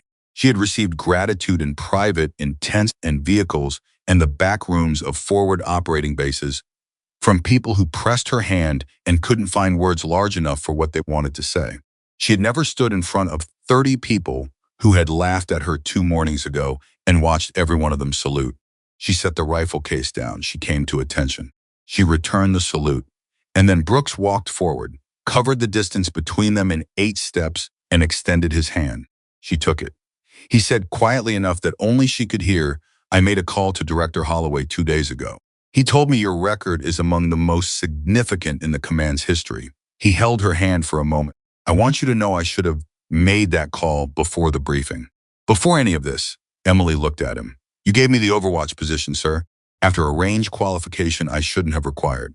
You were being thorough. I was being slow," he said. "There's a difference." He released her hand. "You're going to hear from some people in the next few days, people above my pay grade, who want to talk about what happened on that ridge tonight. I want you to know that my report is already written, and it says exactly what occurred and exactly who is responsible for the outcome." She said, "Sir, my report," he said again firmly, "says exactly what occurred." He stepped back. Marcus Dolan walked forward. He stopped in front of her, and they looked at each other, and the distance between them was different than it had been in every previous moment of the last 48 hours. All the accumulated history of it, the briefing room, the rifle case on the floor, the coffee at 400, the range, the planning cell, the radio calls in the dark, all of it was present in the space between them, not as accusation but as context, the full record of how 2 people moved from a wrong beginning towards something more honest. Dolan said, "Ortega wants to say something to you." He stepped aside. Petty Officer First Class Marco Ortega was 29 years old, broad-shouldered, with the compact, dense physicality of a man who had spent a decade turning his body into a professional instrument. He had been in naval special warfare for 7 years. He had 4 combat deployments and a Silver Star and a wife named Lucia and 2 daughters, ages 4 and 6, who drew him pictures that he kept folded in his left breast pocket on every operation. He was not a man who showed his interior easily. He stood in front of Emily and his jaw was working slightly, the way jaws work when the words behind them are larger than the available vocabulary. He said, "The gun on the east wall." "Yes," Emily said. "I was 40 meters from it when you fired." He stopped. He tried again. "I've been in a lot of bad spots. I know what a vehicle weapon does at 40 meters. He stopped again. His eyes were doing something he clearly hadn't given them permission to do. "I've got 2 girls," he said. 4 and 6. Emily said, "I know." His eyes came up sharply. "Dolan told me," she said. "Last night on the radio. He wanted me to know who I was up there for." She held his eye. "Mia and Rosa are the reason I took that shot when I took it and not 3 seconds later." Ortega looked at her for a long moment. Then he did something Emily had not expected. He reached into his breast pocket and took out a folded piece of paper, the kind of paper that comes from a child's drawing pad, soft at the folds from long carrying, and he held it out to her. She looked at it. "Mia drew it last week," he said. "It's supposed to be me, the one with the cape." He paused. "I want you to have it." The bay was completely quiet. Emily took the drawing. She unfolded it carefully. A figure in blue with a red shape that was approximately a cape. Beside it, in the enormous, wobbling letters of a 4-year-old working at the outer edge of her capability, the word Dada. Emily looked at it for a moment. She looked up at Ortega. She said, "I'll keep this." He nodded once, quick and sharp, the nod of a man who has said what he needed to say and is now managing the aftermath privately. Torres stepped in from Ortega's left. He said, "For what it's worth, Captain, I've run operations with some of the best Overwatch elements in the business. What you did up there tonight, the vehicle, the route adjustment, the north entry call, The drainage exit containment, I have never seen anyone manage that many moving variables simultaneously and get every single one of them right. He paused. Not once, not in 12 years. Emily folded Mia's drawing and put it in her jacket pocket. She said, your team made it possible. Every adjustment you took without question, every radio call you acted on in real time, that's what execution looks like. I gave you the picture. You moved through it. Torres looked at her steadily. We're going to tell this story for a long time. She almost smiled. The group had begun to break apart into the natural, smaller conversations of a unit, returning from an operation, the decompression talk, the replay of specific moments, the particular needed ritual of people processing a high-intensity shared experience by narrating it back to each other. Emily moved through the periphery of it, accepting handshakes and brief words from men who 2 days ago had not known her name and now knew it in the specific permanent way you know the name of someone who has kept you alive. Harris stopped her at the edge of the bay. Senior Chief Petty Officer Harris, who had missed the cold barrel shot at the range, who had stood with Dolan the morning before and looked at her with an expression compounded of skepticism and something not far from contempt. He stood in front of her now with his hands at his sides and his weight distributed the way a man distributes his weight when he is about to say something he has decided to say, regardless of how it comes out. I was wrong about you, he said. Not I'm sorry, not I should have known better. Just the direct statement, the thing itself with no decoration. I want to say it out loud because I said the other thing in front of people, and it's right to correct it the same way. Emily looked at him for a moment, appreciated Harris. You're a hell of an operator. You're a solid shooter, she said. The wind at 800 was 2 knots heavier on the northwest component than the tower was reading. Easy, miss, he stared at her. You noticed that during your cold barrel shot? Yes, he was quiet for a moment. Then you didn't say anything. It wasn't my place to say anything. It was a qualification, not a training exercise. She paused. For what it's worth, I've shot that same miss in worse conditions. It was a gift precisely placed. Harris received it with the slight involuntary shift of a man who has just been offered more grace than he earned. He nodded. He walked away with something to think about. Ramirez found her at 604, while she was sitting in the operations tent with a cup of coffee and her notebook open, running the post-mission documentation she always completed within the first hour of. He sat down across from her without asking. She didn't look up from her notebook. You're writing your report, he said. Standard post-mission documentation, always within the first hour, while the details are clean. He watched her write for a moment. Can I ask you something? You're going to, anyway. When you were up there, he said, and the Phantom was moving to the exit, when you had to make that call in real time, the warning shot, were you afraid you were going to get it wrong? Emily kept, she said. Ramirez blinked. He had not expected that answer. And the fact that he hadn't expected it said something about the picture he had been building of her in the last 48 hours, which was apparently a picture with insufficient room for doubt. The shot to the drainage exit entrance, she said. I needed the round to impact close enough to stop forward movement without the fragment pattern reaching lethal tissue. At that angle, at that distance, with a 9-knot crosswind that had shifted from the operational data, the margin was real. I calculated it correctly, but I knew going in that I was working inside a margin that was smaller than I would have chosen. She looked up. Fear isn't the absence of competence. Sometimes it's the presence of accurate information about how close the edge is. Ramirez sat with that for a moment. But you took the shot, he said. Brooks said take it. The mission required it. The margin was workable. She looked back at the notebook. The alternative was letting him walk. And you knew you could hold the margin. I knew I had held tighter ones. She paused. That's not confidence. That's record. He was quiet for a long while. Then what happens now? For you, I mean. After this, Emily turned a page in her notebook. Debrief with the Special Activities Center. Technical review of the engagement data. Standard post-mission process. Then the next assignment. Just like that. Just like that. Don't she stopped. She looked at him. What? I don't know. Recognition, credit, something. Emily set her pen down. She looked at Ramirez with the direct, unhurried attention she gave everything. The 2 intelligence officers from the compound, she said. What are their names? Ramirez thought about it. I heard one of them is named Keating. The other one I don't know. I didn't catch it, she said. And the other one. They're at the medical facility right now. In a few days, they're going to get on a plane and go home. Keating is going to walk through his front door, and whoever is waiting for him on the other side of that door is going to see him. And it is going to be the best moment of that day for both of them. She picked up her pen. That happened because of last night. That is the recognition. That is the credit. She looked back at her notebook. I don't need my name on it. Ramirez looked at her for a long time. I want to be that, he said quietly. It came out the way things come out when you've stopped managing them direct, slightly raw, more honest than intended. Emily glanced at him. You're already doing the work. Keep doing it. The rest follows. He left. She wrote for another 20 minutes, closed the notebook, finished her coffee, and went to find the debrief room.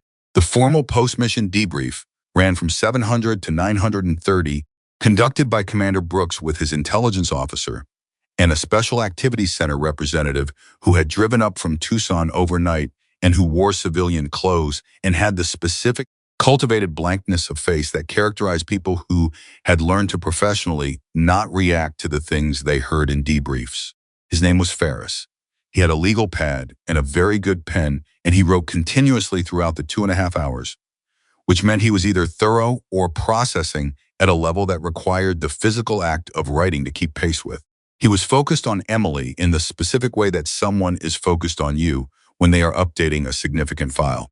The debrief covered every phase of the operation in sequential order, and Emily answered every question with the same quality of precision she brought to everything complete, direct, with the shot data and timing to the minute, and the decision rationale for every choice she had made, from the route modification in the canyon to the drainage exit warning shot.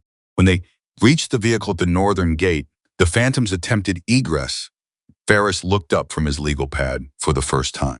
You identified the change in his behavior in real time, he said. The body language was inconsistent with guard posture, Emily said. Agitated movement, satellite phone, driver instructed to prep the vehicle. The picture was clear. How long did you observe before making the call? 10 seconds, Ferris wrote. Then, you called the breach of timeline to command in time to push the assault initiation. Yes. If you had taken 15 seconds instead of 10 to confirm, the vehicle would have been through the gate before the assault began. Probably. And if the vehicle had cleared the gate with the Phantom inside, he would have been in Mexico in 40 minutes, Emily said, with everything he carries in his head. 18 months of work gone. Ferris looked at her for a long moment. He wrote something on his legal pad that he angled slightly away from the table. He said, the engagement at the drainage exit. Walk me through the decision calculus. Emily walked him through it. The angle, the wind correction, the margin calculation, the decision to fire to the impact point rather than to the subject, the fragment pattern assessment, the timing relative to the Ranger blocking element's position. When she finished, Ferris set his pen down for the first time since the debrief had begun.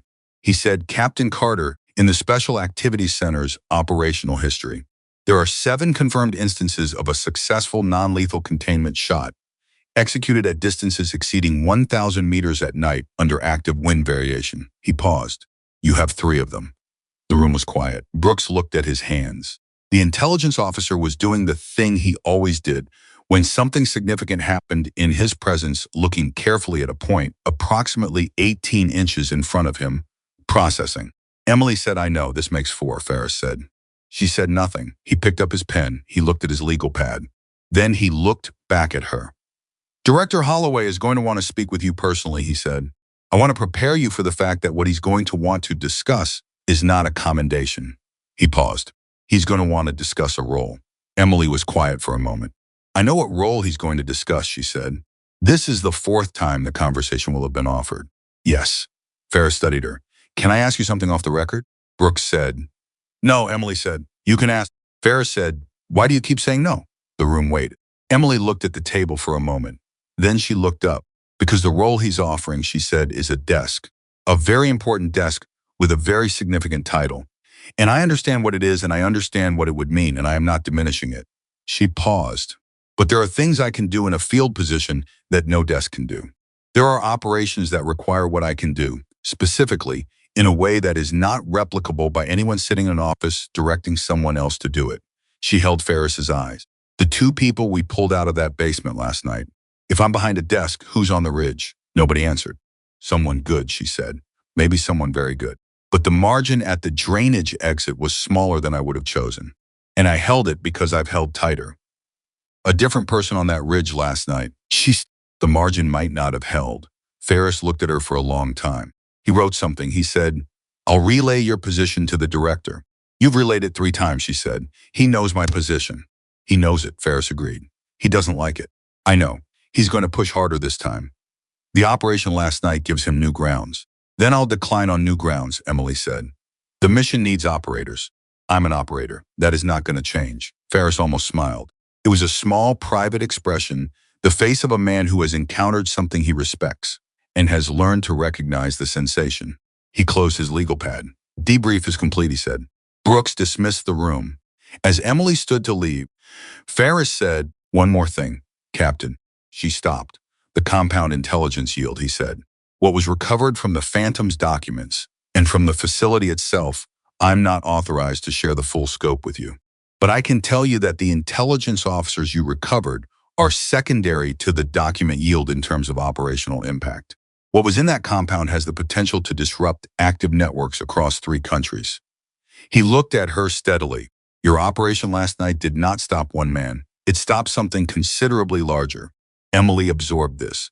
She said, "Did the intelligence officers know that?" "They were the collection team that built the case for the Phantom's location," Ferris said. "They knew exactly what was in that compound, which is why he was holding them." He paused. "They were the map to the document cache. He intended to use them." The implication of that settled into the room like something physical. Emily thought about the man from the basement, the intelligence officer, with the gray temples who had heard the shot at the northern gate and told his partner that someone was out there and was coming. She thought about what he had known, what he had understood about his own situation, and how he had held himself together through it. She thought he knew what they were going to do to him, and he was still counting on rescue. She said she said quietly. It wasn't to Ferris. It wasn't to anyone in the room. It was just the statement of a fact that mattered. Ferris said both of them did. 12 days. She walked out of the debrief room and into the corridor and stood for a moment with her hand on the wall. 12 days. She thought about that. She let it be real, not as data, not as operational context, but as human experience. 12 days in a basement, knowing what you knew, holding on to the calculation that someone was working towards you through the dark. She straightened. She walked down the corridor toward the operations area. Dolan was leaning against the wall at the corridor's end, coffee in both hands, the posture of a man who has been waiting. He looked up when he heard her footsteps. "Ferris still in there?" he asked. "He's done." Dolan pushed off the wall. They walked together in the direction of the operations tent. "He's writing it up for Holloway," Dolan said. It wasn't a question. "Yes." "The role." "Yes." Dolan glanced at her. "Are you going to take it?" Emily looked ahead. No, he was quiet for a moment. Then good, she looked at him. "I mean it," he said. "Whatever they're offering, title, authority, all of it, the work you do in the field is not replaceable. I know that now in a way I didn't know it 4 days ago." He paused. "The people who do what you do, the way you do it, the ones who stay in it, they are the reason everyone else gets to come home." He turned his coffee mug in his hands. "You should know that someone understands that. That someone is saying it to you directly." Emily walked. She was quiet long enough that Dolan wondered if he had overstepped, if the directness had crossed a line somewhere in the geography of a relationship that was still new and still being mapped. Then she said, "Thank you, Marcus." It was the first time she had used his first name. He didn't make anything of it. He just nodded, in the understated way of someone who has heard what he needed to hear. They reached the operations tent. Emily pushed through the canvas flap and stopped.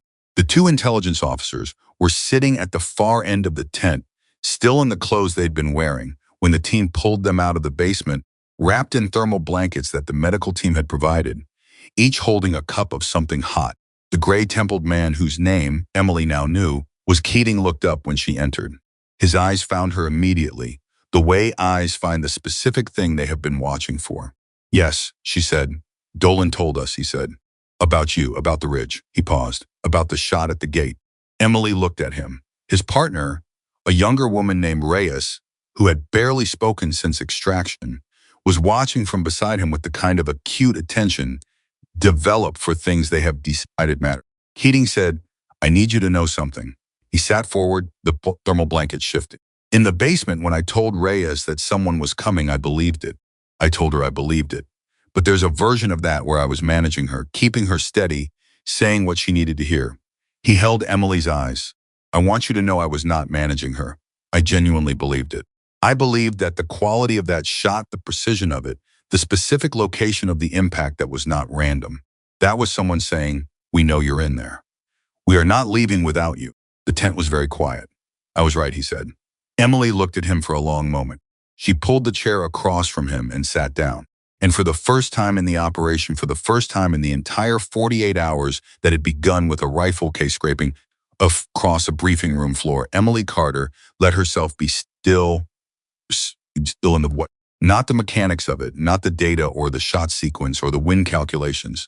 The human weight of it. These two people alive, wrapped in blankets, holding hot drinks, about to get on a plane and go home. This was the whole point. This had always been the whole point. Outside the tent, the desert morning was fully arrived, the sun up and working, the sky the hard, clean blue of a place that doesn't compromise. Somewhere in the base's detention facility, the Phantom was in a room with people who had questions he was going to spend a very long time answering. Somewhere in the intelligence community's document processing chain, the contents of compound cache were moving through analysts who were finding things that would matter. And in a tent at Fort Huachuca, a woman who had spent 17 years working from the shadows sat with the people she had come back for and let herself be, for a few minutes, simply present. Keating said, "What do you do now?" Emily said, "The next one." He nodded slowly. He understood exactly what that meant.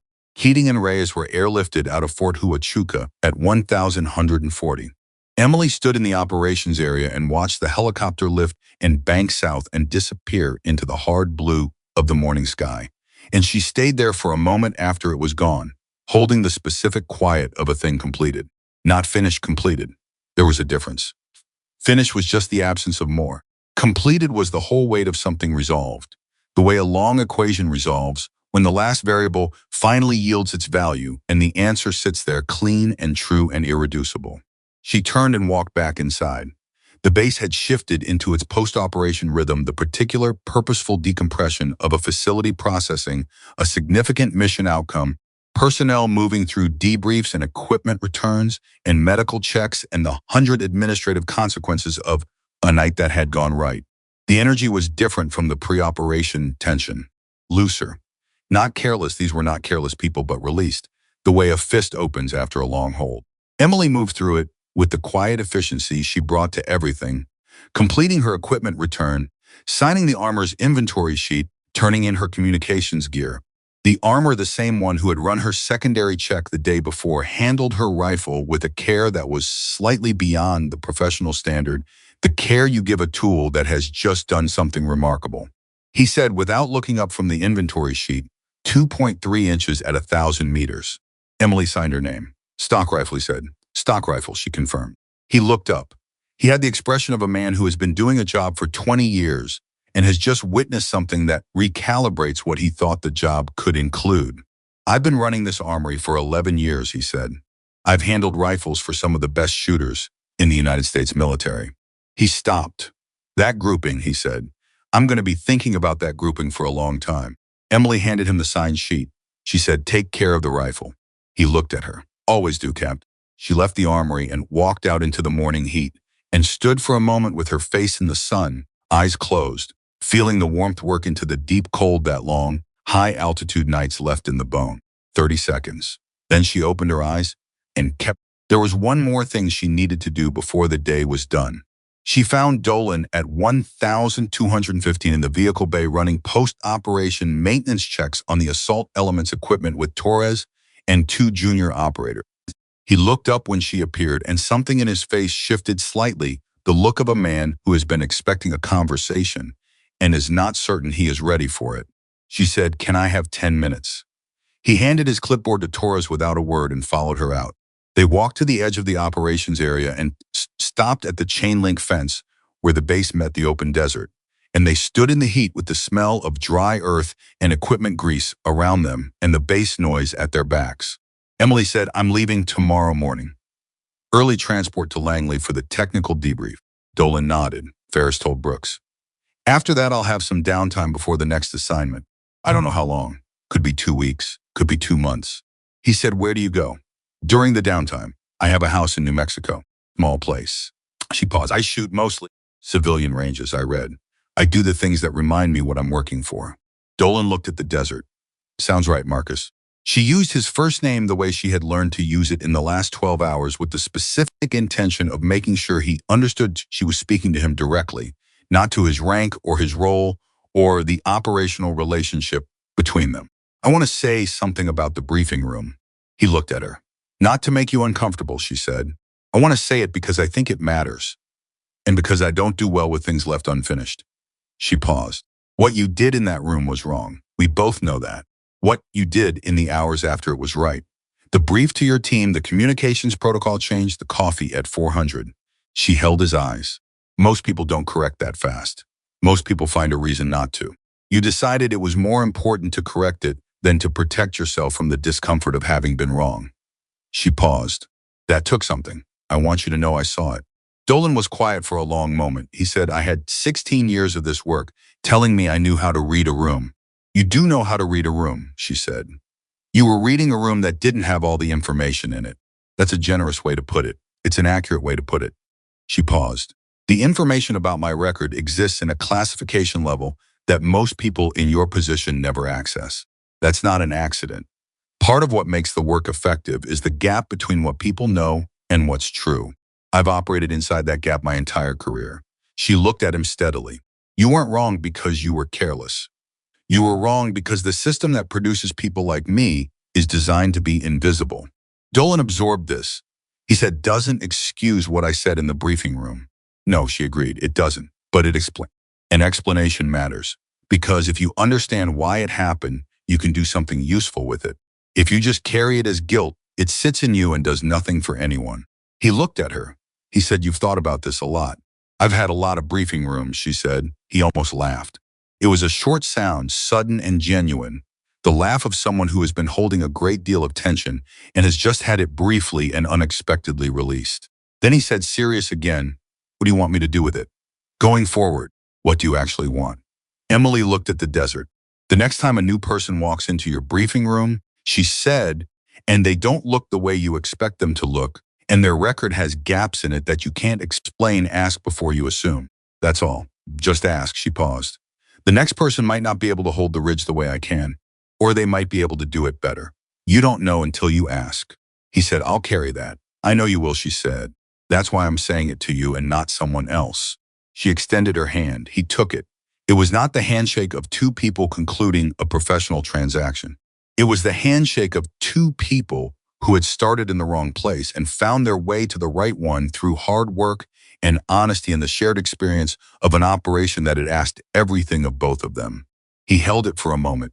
He said, I hope we work together again. She said, we might. She walked away.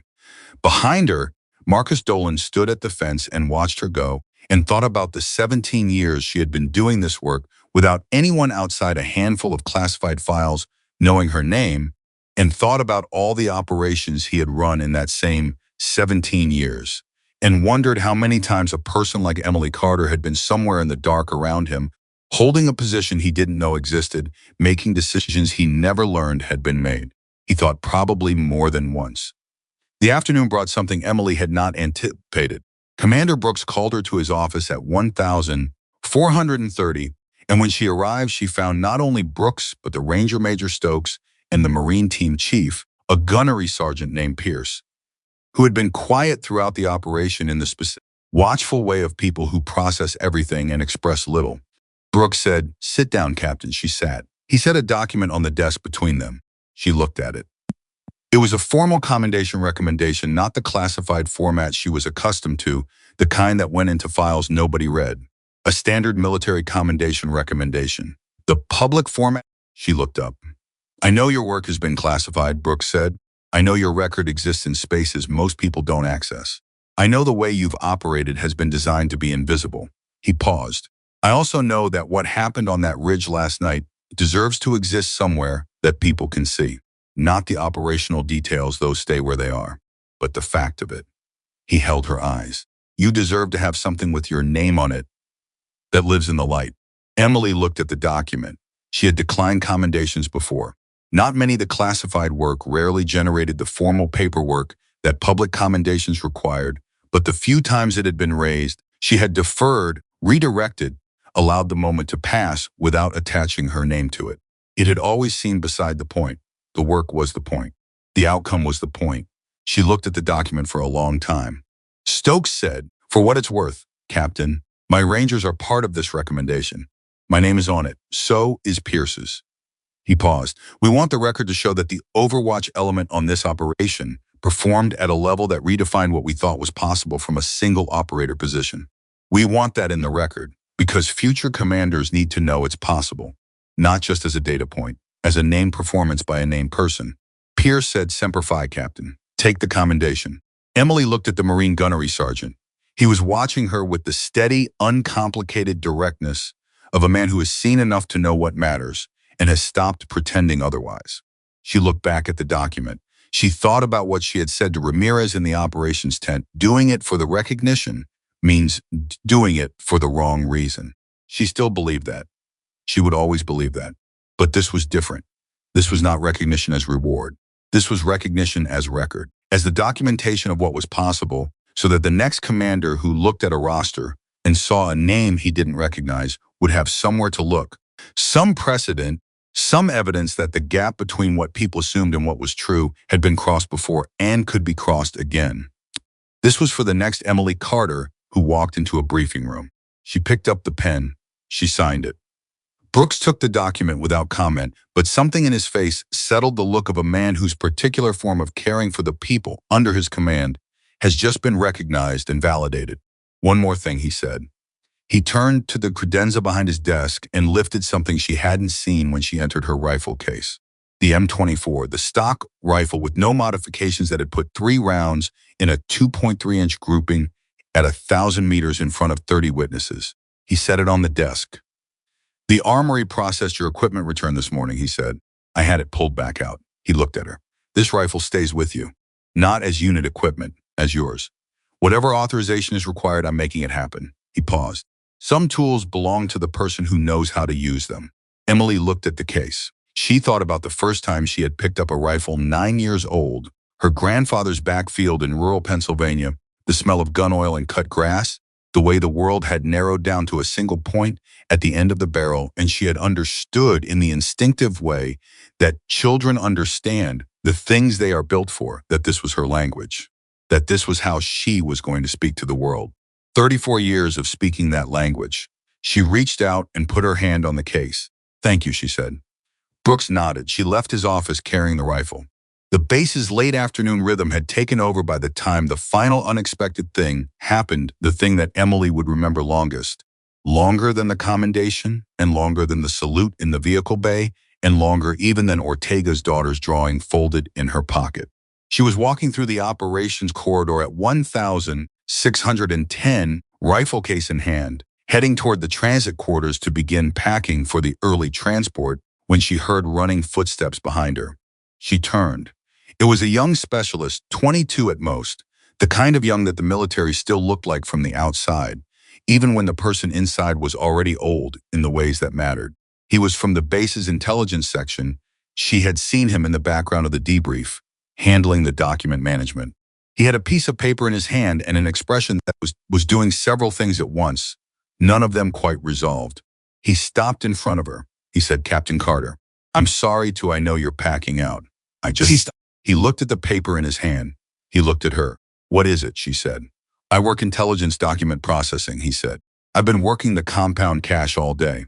The documents recovered from the Phantom's facility." He paused. "I'm not authorized to share content. I know that. I'm not going to." He held her eyes. "But I wanted you to know what was in there, what we found." His voice was doing something around the edges.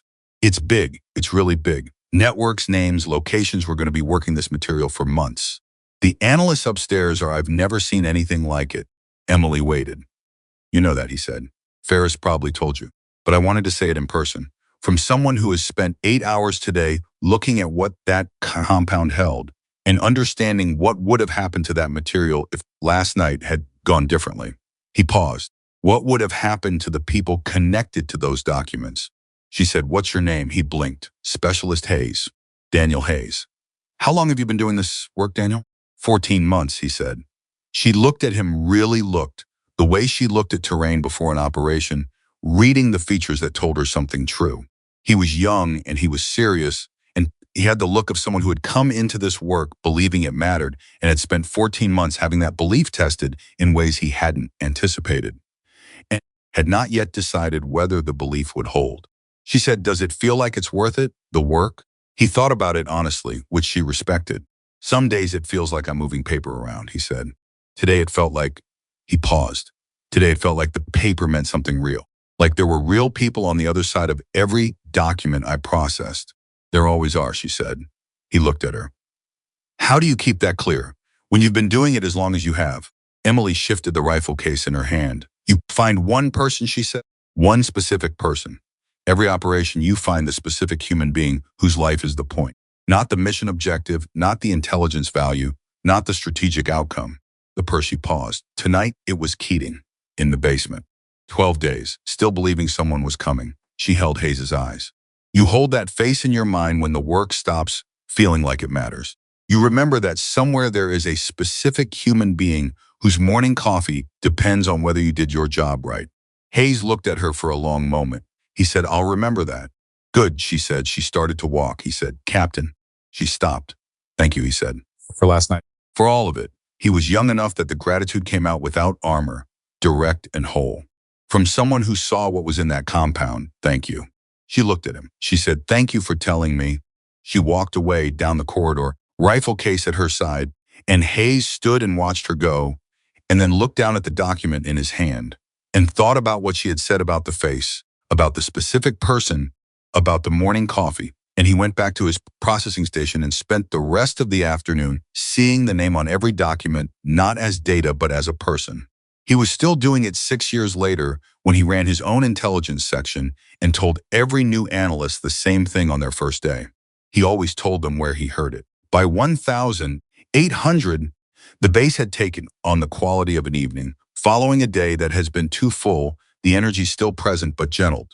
People moving more slowly, conversations shorter, the accumulated weight of a significant 48 hours settling into everyone who had lived it. Emily sat in the transit quarters with her pack open and her gear sorted, and the rifle case propped against the wall, and Mia Ortega's drawing on the cot beside her. She had been sitting there for 20 minutes, not packing, just sitting, allowing herself the specific luxury of stillness without agenda. She heard boots in the corridor, a knock on the open frame. "Ramirez," of course it was Ramirez. He said, "The team is in the mess. They want to know if you'll come." She looked at him. "Just dinner," he said. "Dolan's buying." "Which means the government is buying, but Dolan is claiming credit." He paused. "Torres made Ortega put on a clean shirt. Harris is being almost pleasant. Brooks said he'd stop by." Another pause. "They want you there." "All of them. Not as the Overwatch element, not as Ghost One. Just there." Emily looked at Mia's drawing on the cot. She picked it up carefully and folded it back along its worn creases and put it in her breast pocket. She stood. She said, "Lead the way, Lieutenant." Ramirez smiled, the full unguarded version that he mostly kept in reserve. He turned and walked. She followed. The mess was loud in the good way, the specific, generous noise of people who have been through something hard together and are now on the other side of it and are allowing themselves to know it. Tables pushed together, coffee and water, and someone had found something resembling decent food. Torres at the far end with his arms crossed, and the particular expression he wore when he was satisfied but would not perform it. Ortega beside him, clean shirt as advertised, talking to the young Marine team member with the animated hands of someone telling a story that still surprises him. Harris saw Emily first. He stood up, not at attention, something less formal and more real. He just stood, the way you stand when someone walks in that you want to acknowledge. Everyone else followed. Not a salute this time. Not the formal ceremony of the vehicle bay. Just people standing because someone they respected had walked in the room. Dolan pulled out a chair. He said, "Sit down, Carter." She sat. The dinner lasted 2 hours and 20 minutes, which was significantly longer than anyone had planned, and exactly as long as it needed to be. People talked. Real talk, not the operational debrief language of the last 48 hours, but the unguarded, unstrategic conversation of people who have decided they trust each other. Torres told a story about a mission in Syria that had gone wrong in the specific survivable way that missions sometimes do. Ortega showed photographs of Mia and Rosa on his phone, and when he showed them to Emily, she looked at them for a long time, memorizing the faces, adding them to the private archive she kept of the people she was working for. Ramirez talked about the city in Texas he was from and why he'd left and why he still went back every time he had leave. Harris, partway through the meal, said without preamble, "I've been thinking about what you said, Bot, about the wind at 800 meters, that you'd shot that same miss." Emily looked at him. "Did you actually miss it?" he said. "Or were you being—" "I missed it," she said. 2016. A range in Virginia, 18-knot crosswind, similar northwest-southeast component. I overcorrected. I pulled the shot by 6 inches right. 6 inches at 800 meters isn't catastrophic." "No," she said. "On a range, it isn't. In the field, 6 inches is the difference between a clean stop and a wounded adversary who tells everyone in the area where you are." She paused. "I worked out why I missed it, and I did not miss it again." Harris said, "How long did it take you to work it out?" "About 3 hours. I shot 400 rounds that afternoon." He was quiet for a moment. 400 rounds in one afternoon. "I needed to know I understood it, not think I understood it." "No," he nodded slowly. He picked up his coffee. He said more to himself than to anyone. 400 rounds.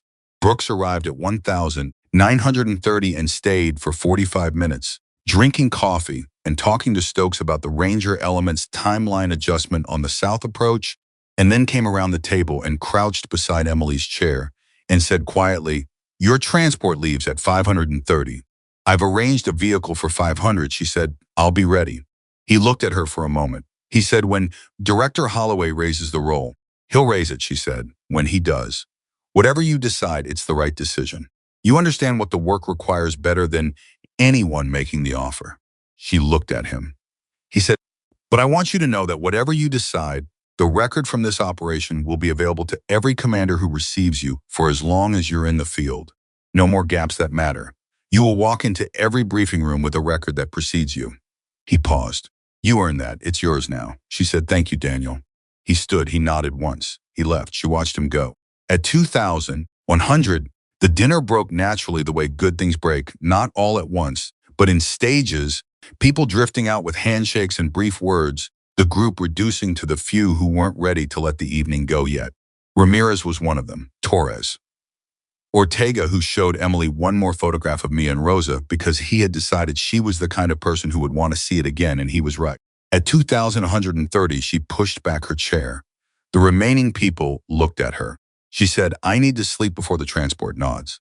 The acknowledgement of people who understand operational timelines in their bones.